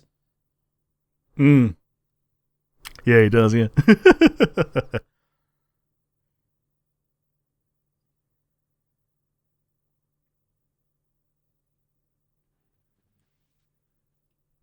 Oh, that was perfectly clear, motherfucker.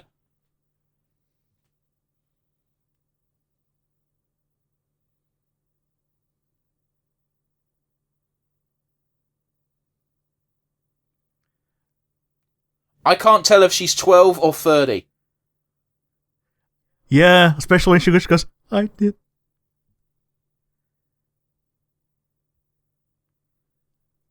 She's got fucking layer buns. She does.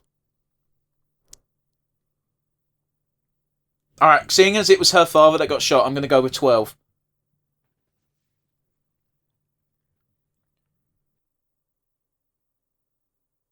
I was making haggis, you know. The height, lungs, and liver of a sheep boil in its own wee stomach. Tastes as good as it sounds. Dude, in my shop we sell fucking vegan haggis, and I'm like, what's the fucking point? Yeah, that's just a fucking nut loaf, ain't it? It's just a fucking nut loaf. I know what you mean, but that's such a funny word. Yeah, but like, oh. It's like the whole point is it's a traditional Scottish dish. No one fucking eats it because it tastes good, so why would you want a fake one? Oh no, it does taste good. No, I refuse to believe you. It's good. It's good. It's the only thing that I enjoy liver in, because I normally don't like liver. But like, because it's part of everything, it's less strong. Okay. And then heart and lungs are just like additional sausage shit. In fact, heart is actually really good because it's a very lean muscle. I mean, I told one of the kids at work that they didn't like me for informing them of this, but like sausages are just fucking hooves and arse. Yeah. In fact, you can get pork bung, which is pig arse. No, I don't want to eat it like that. At least as a sausage, it's disguised. Yeah, but the idea is if you dry it out and then cut it into strips, you can make onion rings out of it. No, Rick, no! I refuse this knowledge, sir. You didn't say anything about anus rings. No. Did you ever have a crisp up north called Oinks? Maybe. Was that the one that was like a pork rind? No, it was like onion rings, but bacon flavour. Alright. They were fucking delicious. Maybe. It was the same crisp maker that made quarterbacks. Did you have those? I don't remember quarterbacks, no. Quarterbacks were another like corn-based snack food, and they were cheeseburger flavour, so they were called quarterbacks because of the shape. Quarter pounder, yeah. And two, because American as fuck. Who else would have a cheeseburger flavoured crisp? Yeah. Quarter pounder cheeseburger crisps. Oh, but they were like Space Raider Which probably size. means they were more like bacon and not bacon, like beef and gherkin flavour, wasn't it? I remember them being delicious, but I don't think you can get them anymore, which means they probably had something incredibly unhealthy in them. Yeah. Are we going to pretend that... I guess Watson can't see, but fucking that's a shit hiding place, isn't it? It is, yeah. And it's because of things like this that that kids would try it at home. So when you see a distended curtain giggling, you know that there's a child hiding there.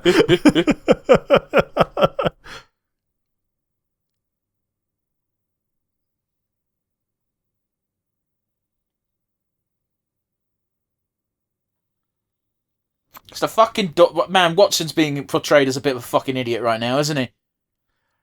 He is. Especially seeing as he's been established as having very good eyesight. No, that was the opposite, Rick. The scene earlier where he asked if he could see it, he said no.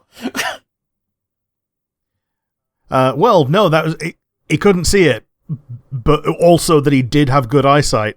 And so if someone with good eyesight couldn't see it, then that lends credibility to... Oh, it's pissing it down. Lends credibility to the guy having planted it for himself. I think they just meant good eyesight in the sense that it's not bad eyesight. Does that make sense? As in good eyesight, as in 2020.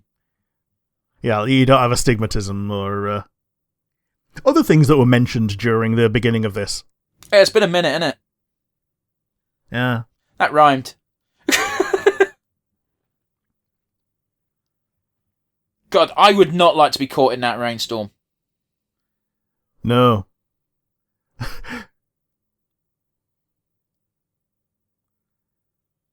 As we can see, the person is no longer hiding behind the curtain. Yep.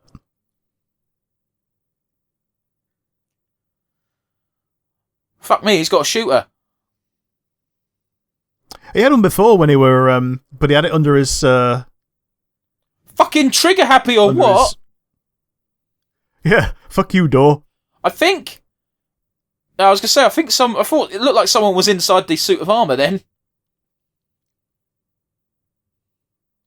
Don't kill the cat. When have we seen a cat? There was no cat before now. I didn't even know there was... Oh, yeah.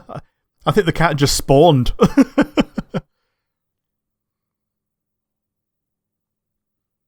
And this was before the no animals were harmed oh, yes. directive. So that cat's probably dead. Well, it's definitely dead by now, Rick. Oh, definitely, yeah. I don't think the cat got hit, by the way. Oh, yeah. It was just scared out of its tits. Yeah. You can blame Disney for the no animals harmed message, by the way. Yeah, because of lemmings. Yeah, I saw that clip the other day for the first time. I'd never seen it before, and I was like, fuck, that's evil. Yeah. Actually evil.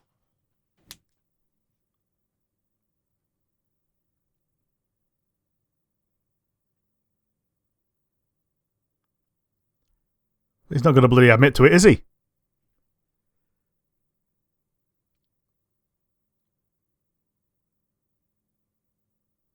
Ignore the guns.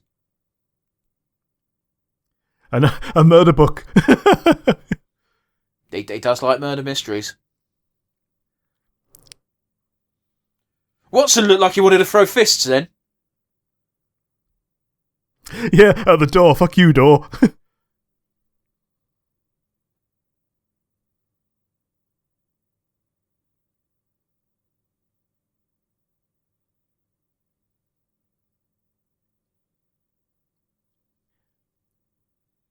I was busting for a piss.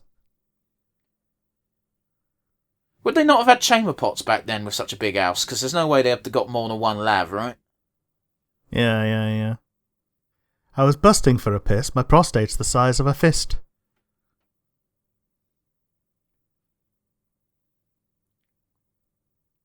To be fair, I think Watson does deserve to have his balls busted over this. Yeah. Because he's essentially contaminated a potential crime scene. Oh, they didn't give a fuck about that shit.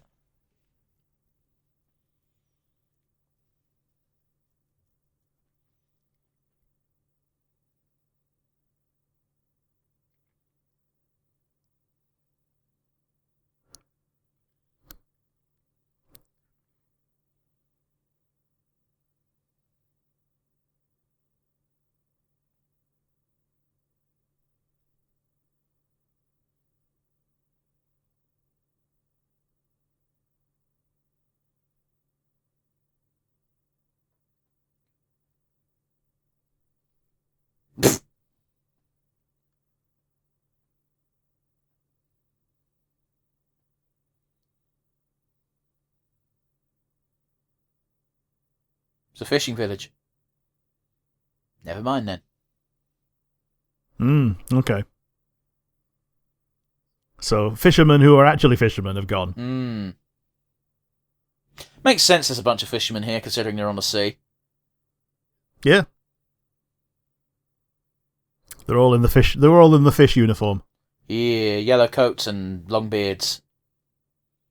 Yeah. First fucking bloke.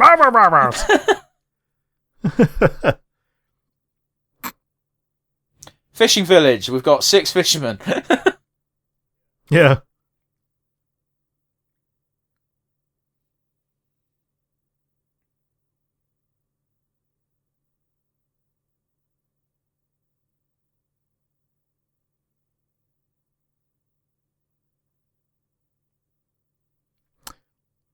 I'm the postman. I'm Spartacus.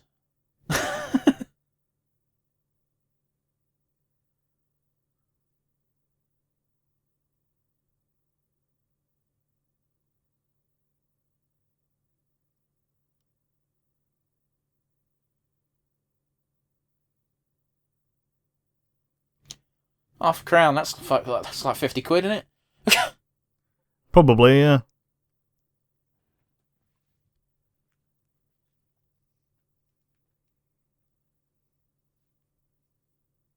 Well, that's nice of him.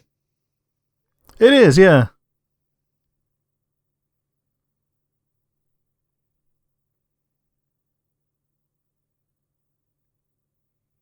Oh, fuck me, I wasn't wrong. 45 quid. Okay.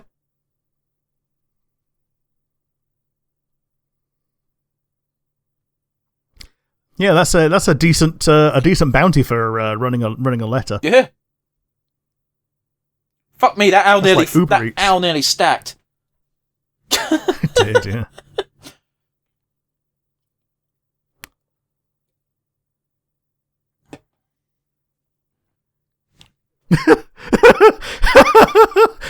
Sorry, I don't know why the owl tickled me. Because Watson's talking to it because he thinks it's a person.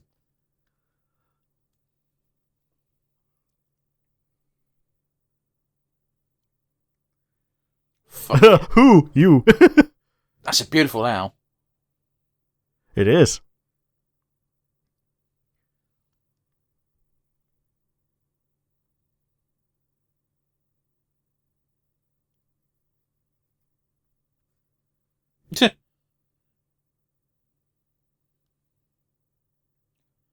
Yeah, Watson did all the work, but I'm getting in here now.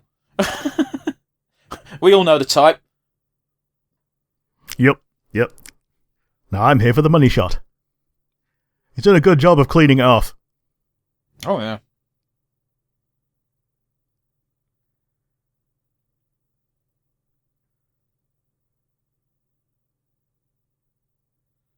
Why did Watson ask what?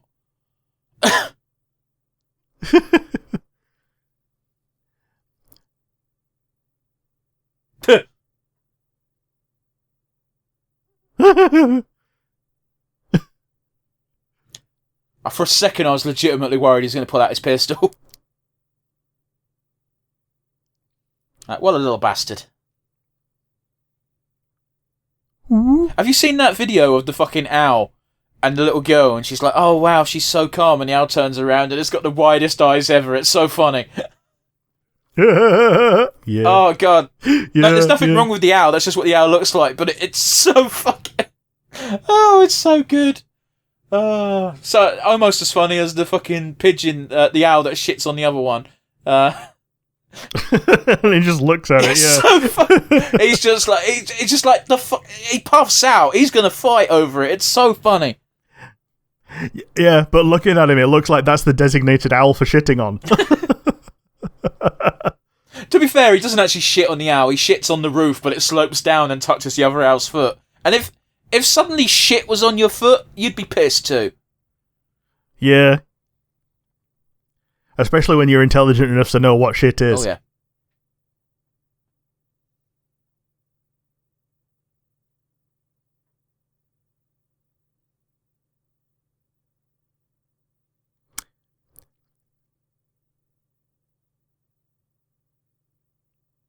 Feet off the chair.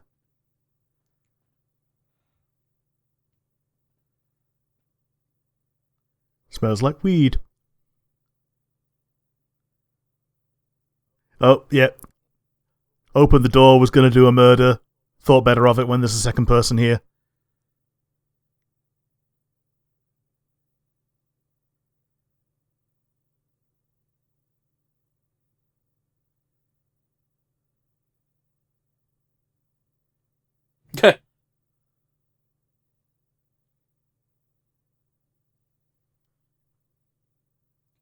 God damn, the police attitude hasn't changed in fucking nearly 100 years.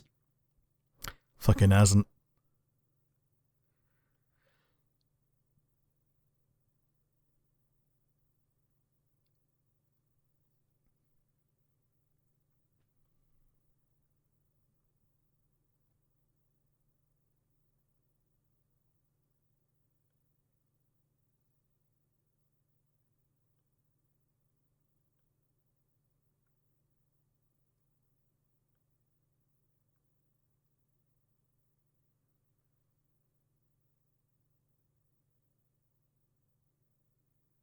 By Jove, you've got it, Watson.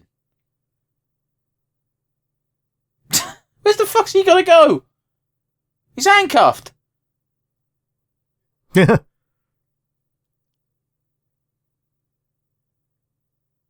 Your mother's. Your mother's passenger.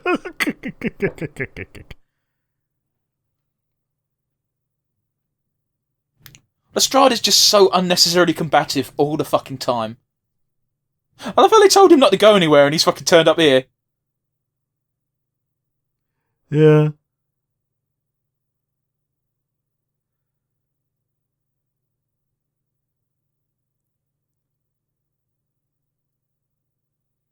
You didn't think to mention that before now? Yeah, well, they did mention the smugglers' caves and like that it was built by smugglers. Like the owner's grandfather was a smuggle king. Yeah, but like mentioning that they still exist. They didn't get blocked off or anything. Yeah. I don't know. Well, they do have dynamite for errant rock. True. Fucking hell, Lestrade. Nearly ate shit.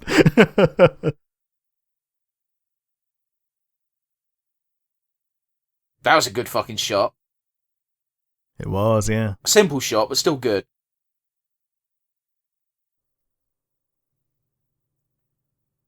Suit yourself. It said see for yourself, captions.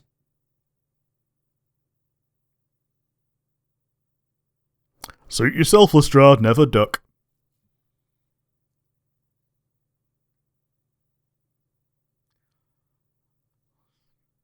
I'll strap me up a country. Not strike me up a bounty.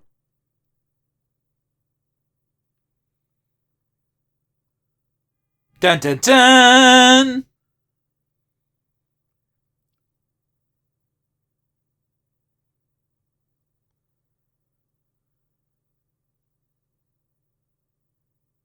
The guy on the right looks like fucking Martin Kemp.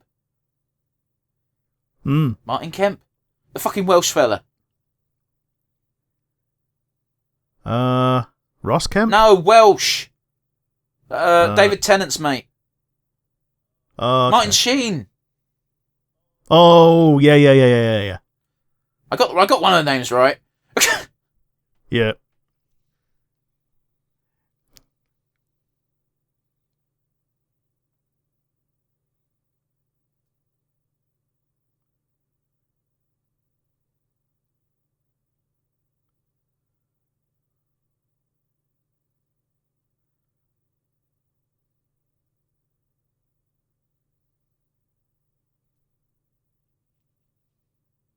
He's gonna get fucking bumps in prison, isn't he?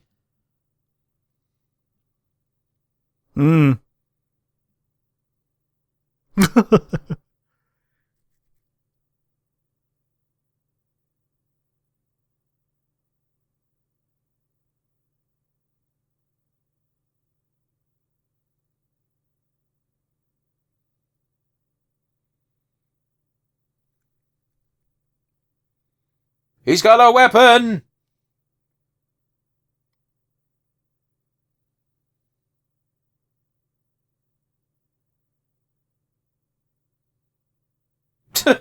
It's the idea ticket.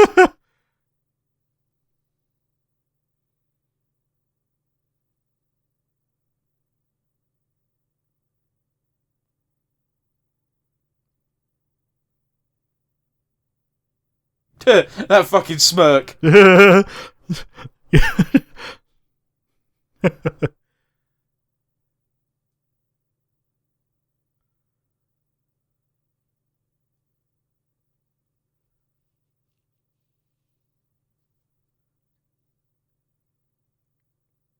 Damn.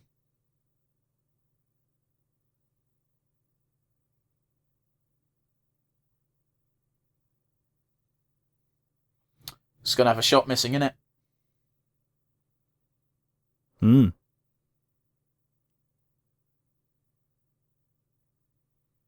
I still find that shit fucking insanely cool. How they can just find out what gun fired what bullet. Yeah, just from like the rifling fingerprints, as it were.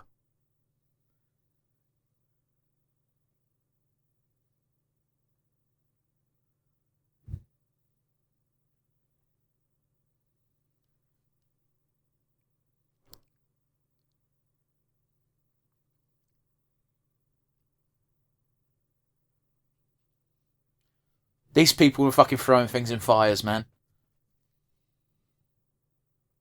Yeah.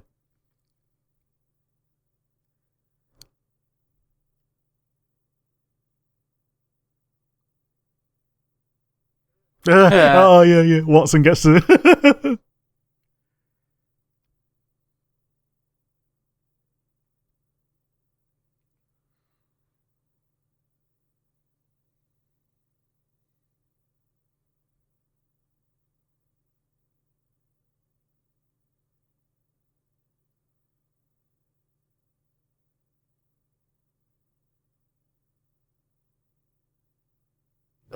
Tattooing of a tosser.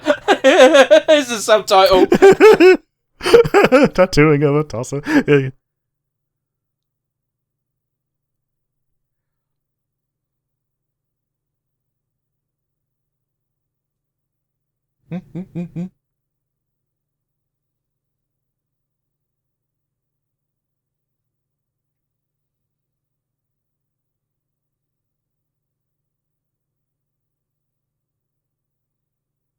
That'd be very obvious to tell if you've ever seen a tattoo. Yeah, especially if it was done on a corpse. Because, they don't heal. Even on a living person, they don't heal that quick. No.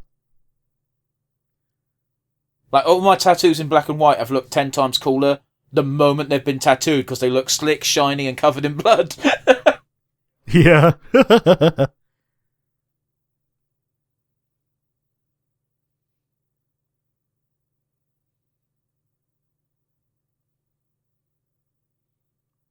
Aww. The end. A universal picture. Yeah, that's the obvious silhouette that that one shot, as you pointed out, was emulating. Mm-hmm. I love that they're called the Players. Yeah. But yeah, this is back in the day of movies where they'd it's very rare they do it these days, where they do all the opening credits at the beginning of the film. Yeah. So yeah. In fact, that was like one of the big problems with Star Wars, wasn't it? Yeah. Like, I believe you mentioned this before, like but the reason do so again. Yeah, the reason that George Lucas had to basically like fund the entire thing himself is because he didn't want the opening to be cinematically tainted by what was the style at the time of listing all the credits, like starring blah blah and blah and with special guest blah blah. Ah, good old blah blah. Yes, blah blah. Is he a relative of Glub Shitto? Yeah, glop shit. I love how that fucking terminology has just evolved nowadays. Like Tumblr in particular has just like adopted it as one of their own phrases. Except they've changed it from Glup Shitto to Blorbo because I don't know. I guess they don't like saying shit. Yeah. But anyway, that was I didn't know this going in, Rick, but that was your first time watching Sherlock Holmes on the big screen. So what did you think? Discounting Robert Downey Jr., but that's so different. Yeah. That the reason that I didn't pick Sherlock as my okay, spoiler for next month. The reason I didn't pick Sherlock for my detective was because there's too many of him. And also, bear in mind, we also specified that Sherlock Holmes isn't even the best detective in the Holmes family. No. But yeah, it was. Part of it was difficult to follow just because of like the deluge of like names and nouns, and also some of the people looked very similar thanks to the diminished quality of something from the 1940s. Oh, absolutely. Before you dive any further into your thoughts, what did you think about the big twist? Or that it was an insurance scam. Yeah. It was probably one of the earliest instances of that, faking your death for insurance. So I kind of clocked that some of them might not be dead. I didn't clock that all of them might not be dead. I wish you'd have said so when you thought so, because then I could have been like going ooh, ooh as you're describing it. Yeah. I was rather surprised that Mrs. Monteith was not in any way involved with anything. Yeah, she was your main suspect for a while. Yeah, but I think she was meant to be. Like they focused on her being like looming and on all that for a bit. I don't think she was ever intended to be the main suspect by anyone, because even Holmes and Watson completely dismissed her. They were always focusing on the on the men. Yeah, exactly. And she was effectively just a method of delivering messages. Like she never indicated she knew anything more than what she was letting on. But yeah, it turns out Holmes was entirely correct, suspecting no one and everyone. Yeah, a bit spot on today. Yeah, literally on the nose. But yeah, how about you? What did you think of a revisit to something that I know you said you enjoyed as a kid? Yeah, it was great. I enjoyed it. It's always fun watching a murder mystery for the second time, knowing what you know already. Yeah. You know? Yeah. Like, the pips were a bit of a weird addition, but oh well. Because, like, you can generate orange pips incredibly easily in the modern day.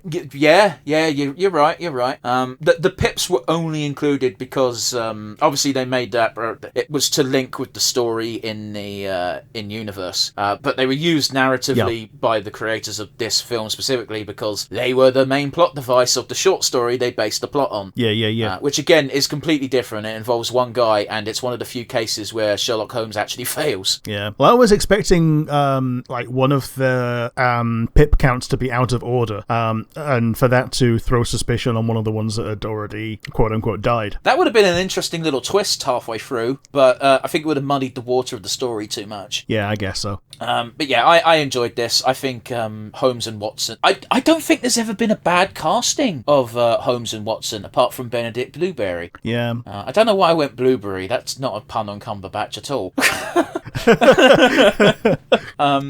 I've never watched Modern Sherlock. I tell a lie. I watched about half an hour of Modern Sherlock because my dad watched it once, and my dad didn't even want to watch it because he thought it couldn't be done in modern day, and he kind of turned around on it a little bit. But I remember watching the bit I watched, I was like, this is wank. And well, I've never watched it, so I can't really form an opinion on that one. Well, here's the thing I will inform you on, Rick, is my opinion is formed on other people's opinions, unfortunately, because I can only listen to what other people say. The people who love it really love it. The people who don't like it all have the same complaint, so I have to assume it's probably true. And that is, the episodes aren't mysteries. It's just Sherlock Holmes working it out, but they don't show you how he works out. He just does it. Sure, okay. Like, take what we just watched, for example. We saw every single logical leap that Sherlock took to get to the conclusion that he did. And he was stumped until that final clue. Yeah, that Watson found for him, yeah. Exactly.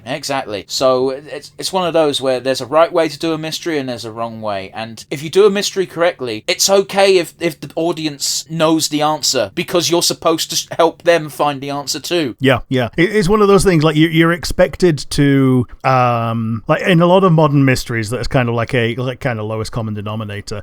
Someone who is, like, average intelligence is probably expected to work it out, like, the moment before it's confirmed for you. Exactly.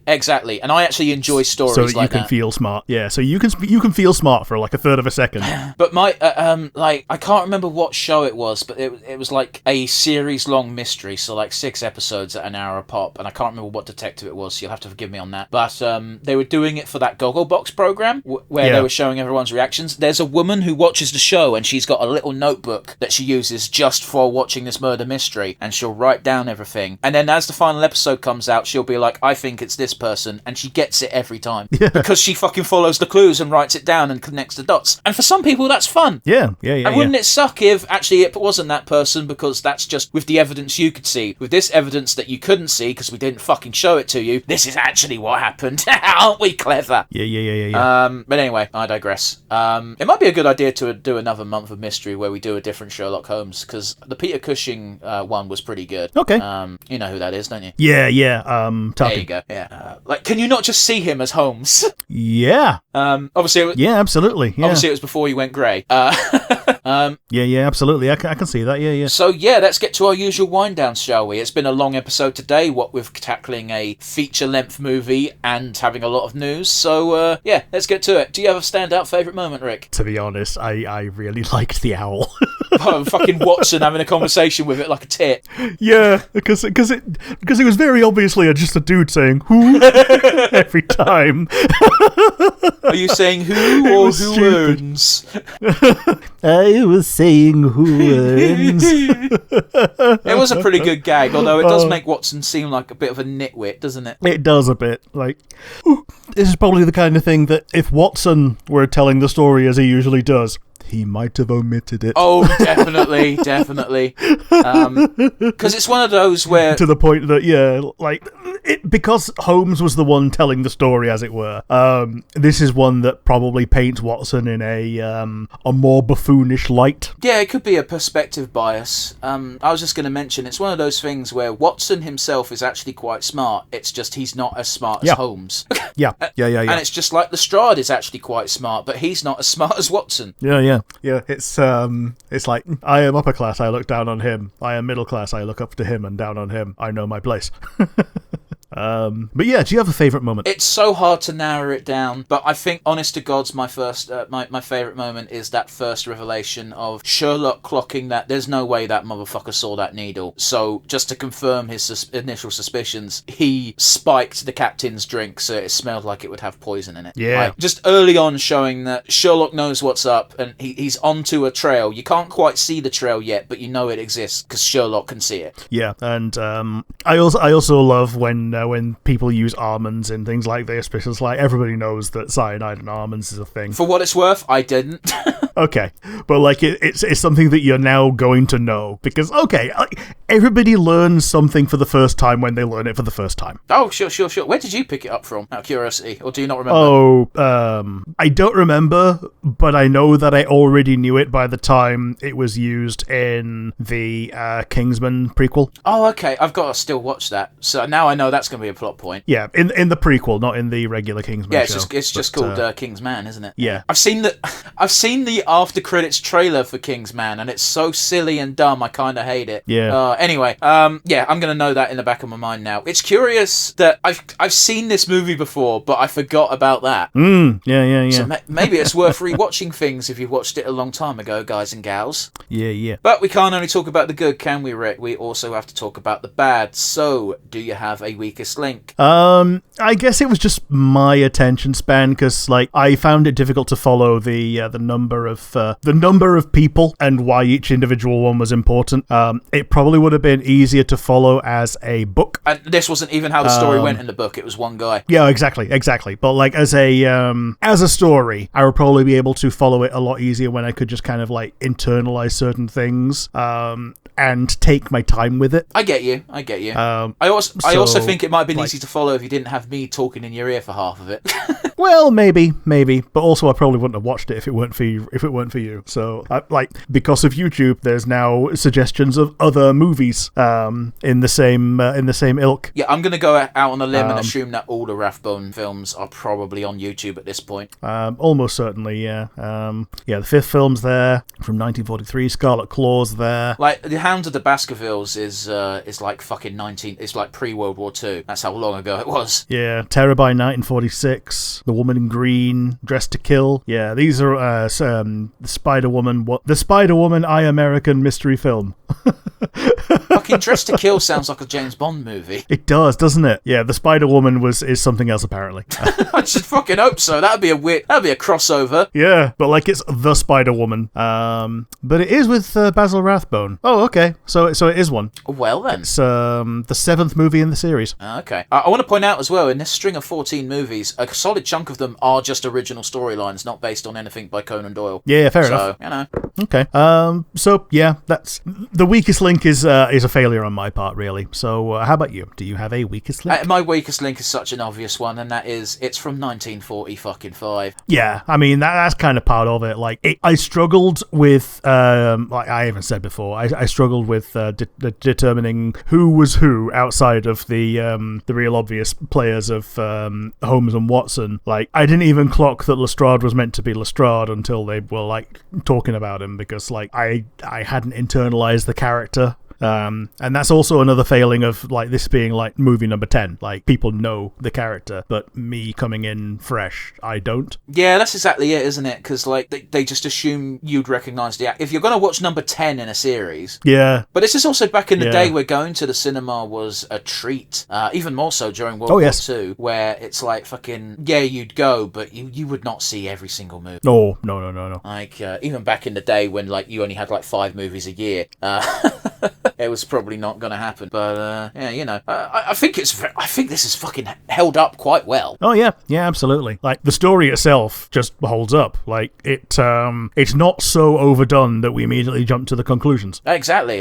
And as you say, it might be arguably, possibly one of the first movies that did this plotline. Movies, obviously, I'm sure books did this before. Yeah, but it's one of those. Like I think insurance was kind of probably a kind of new thing around that time. It was around during the Victorian era for sure. Okay, but like life insurance, where you could like fake your death and claim on your own insurance. Thankfully, Rick, we have access to this fun thing called Google. Ah, so yes, the Google. Let's find out, when did life insurance?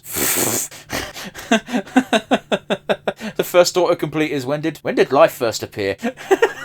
Which I know what history of life. I know what they mean, but oh fuck me, 1583 I've got. Yeah.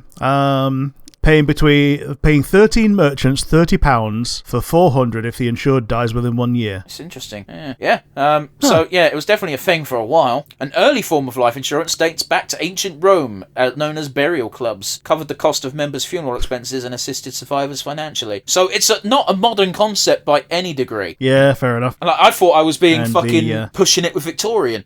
Yeah. Apparently the modern form of paying premiums set by age was introduced in the early 1700s. Well, there you go. Well, yeah, there's a trip down life insurance history lore. Yeah, but as I said, the story holds up. The film holds up for the most part. Might be interesting to watch one of the colorized versions and see if that fixes some of the issues, but like it seems to be mostly set at night anyway, probably on purpose because of the black and white limitations. Yeah, I mean it helps the cinematography. Like you even said, that one shot with the candle was like done really well, and that was probably helped by being in black and white, where you can just have light and the absence thereof as your major ingredients of the shot. Exactly. Obviously, I'm not coming from it as nearly a technical aspect as that. I just thought it looked good. Oh yeah, totally. But yeah, the biggest weakness is this is a movie from 1945. I'll be very surprised if many people go out of their way to see this these days. Yeah, absolutely. So let's come to a close, Rick. We never end on a sour note. We always like to end on a high, except for those few times when I refused because I was in a bad mood. So, with that in mind, who's your MVP today? I'm giving it to Watson. Not only did he find the clue that actually solved everything, but he's a very useful part in all Sherlock Holmes stories, as I'm aware, as being like the intermediary between Holmes's genius and the viewer, in that he can posit some things. Sometimes he'll be right, sometimes he'll be entertainingly wrong, and sometimes he can say what the viewer might be thinking or what the viewer is intended to be thinking, so it can be refuted. When did he do that in this film? He mentioned a couple of things. Well, he also did it right at the end when he was giving his estimation on how things were done. And Holmes came in and corrected him on the tattooing. Didn't even correct him. He didn't even guess on the tattooing because he was like, I don't know. Yeah, he starts fumfering. Yeah, that's such a good word for what he was doing. Yeah, fumfer. Yeah, I think I got it from The Simpsons as well. And it's like, well, young lady, we can fumfer all day. But yeah, it's just what I kind of know him to be known for. But he was there the entire time. It would be a little bit more shit if Holmes was on his own. Yeah, Holmes just thinking to himself. Yeah, Holmes needs someone to bounce off of, and we know this because we saw Holmes bounce off of no one in the Guy Ritchie movies, and those part of the films were shit. Yeah. Just in general, just like it's the gag of now I'm going to read this, and then you get to the end and you go, oh, out loud, and it's just that, but in like cinema form. You need someone to be there to talk to voice the character's thoughts when it's not a book. Yeah, because otherwise you just get a shot of some guy sitting down and a bunch of fucking equations on the screen and him humming. That's a real shot from Sherlock, by the way. Yeah. How about you? What is going to be, or who is going to be your MVP? I mean, it feels real sour grapes not to give the award to one Sherlock Holmes himself, aka Rathbone. Yeah. Like I know he was probably very tired of the role by this point, given the fact that he quits in 2 years' time. But like it's Sherlock Holmes. That's all I see when I'm watching this. Yeah, and he essentially, as far as I'm aware, spent most of the rest of his career like trying to define himself as not just Sherlock Holmes. I mean, I I think the most modern example we can use for this is literally Leonard Nimoy going like, I'm not Spock, stop calling me Spock. And the final thing he tweets is, I am Spock, and then he fucking died. Yeah. Oh, but he released two books. He's like, his first autobiography was I Am Not Spock, and his second autobiography was I Am Spock, and it was basically a kind of like an apology to fans who were hurt by him trying to distance himself from the character, and appreciation for what people saw in his portrayal, and appreciation of him, you know? Certainly. I never watched OG Star Trek, so it's one of those where I'm able to make fun of it from a distance. Yeah. Like, the most Star Trek I know about is from Fry loving it. Like putting too much air in a balloon. But yeah, Sherlock Holmes, excellent rendition of the character, and like they nailed it on the first attempt on screen, which is kind of impressive. I know this was in my early day of cinema, so they didn't want to fuck things up anyway, but yeah, like the fact that they could just like, you can just point to that one shot with his collar up and the pipe and go, that's the Sherlock Holmes silhouette. That's what they were going for. I just wish that he wore the deerstalker. Yeah. But anyway, we can't have everything. And you know what? Chances are that they had the deerstalker at one point or multiple points, and they had it on and it just didn't look good on camera. Yeah, fair enough. Or it only looked good from the side-on profile. It's hard to say. Entirely possible. So yeah, that about does it for today for our second entry into the month of mystery, which, you know, arguably the most famous detective of all time. Yes, absolutely. If you like the video, let us know in the comment section down below, as well as giving us future recommendations for other things you'd like us to see. What's your favourite Sherlock Holmes show? Don't say Sherlock, because I'll kill you. Yep. Or indeed, what is your favourite other detective that is not Sherlock? If you don't say Poirot, I'll kill you. Alternatively, you can send us an email at nonsensereviewuk@gmail.com or find us on Blue Sky. Yes, absolutely. If you give us anything that's witty, informative, or just suggestions for future episodes, we'll be sure to... Well, if it's a suggestion, we'll probably do it. If it's not a suggestion, if it's amusing or witty or informative, we'll read it out on a future show. Yeah. And that does it for us today. It's me, Sherlock, out. Watson.